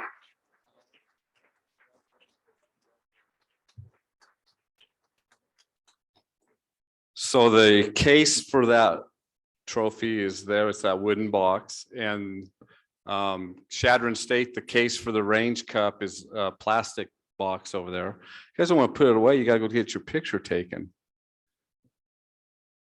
Also, again, another reminder before we adjourn, we're not done yet. We also need to do the recognition of the class of 2022. And so at this time, I would invite Avery back up to present or to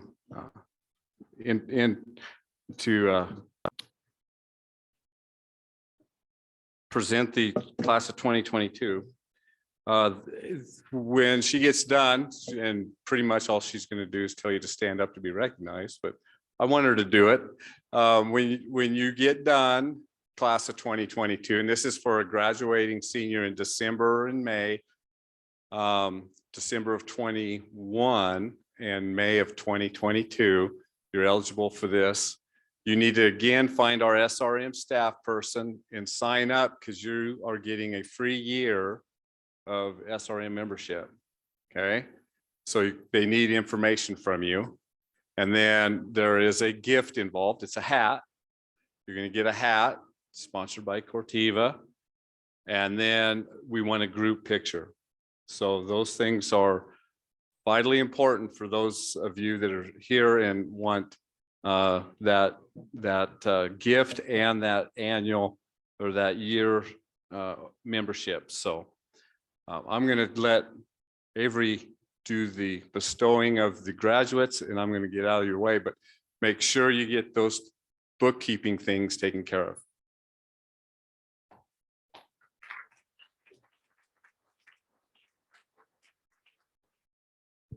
Well, 2022 graduates, would you please stand up to be recognized?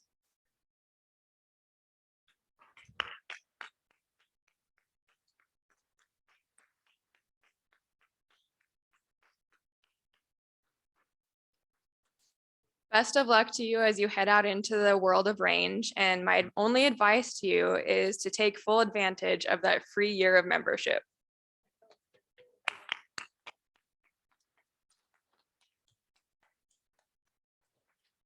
I want to thank all of you for coming. This is just great to see what these folks have accomplished. So we are going to stop for the night, quit for the night, but please socialize. There's Wild Women of Range. There's a dance coming up. So check your app and keep rubbing elbows. Thanks so much.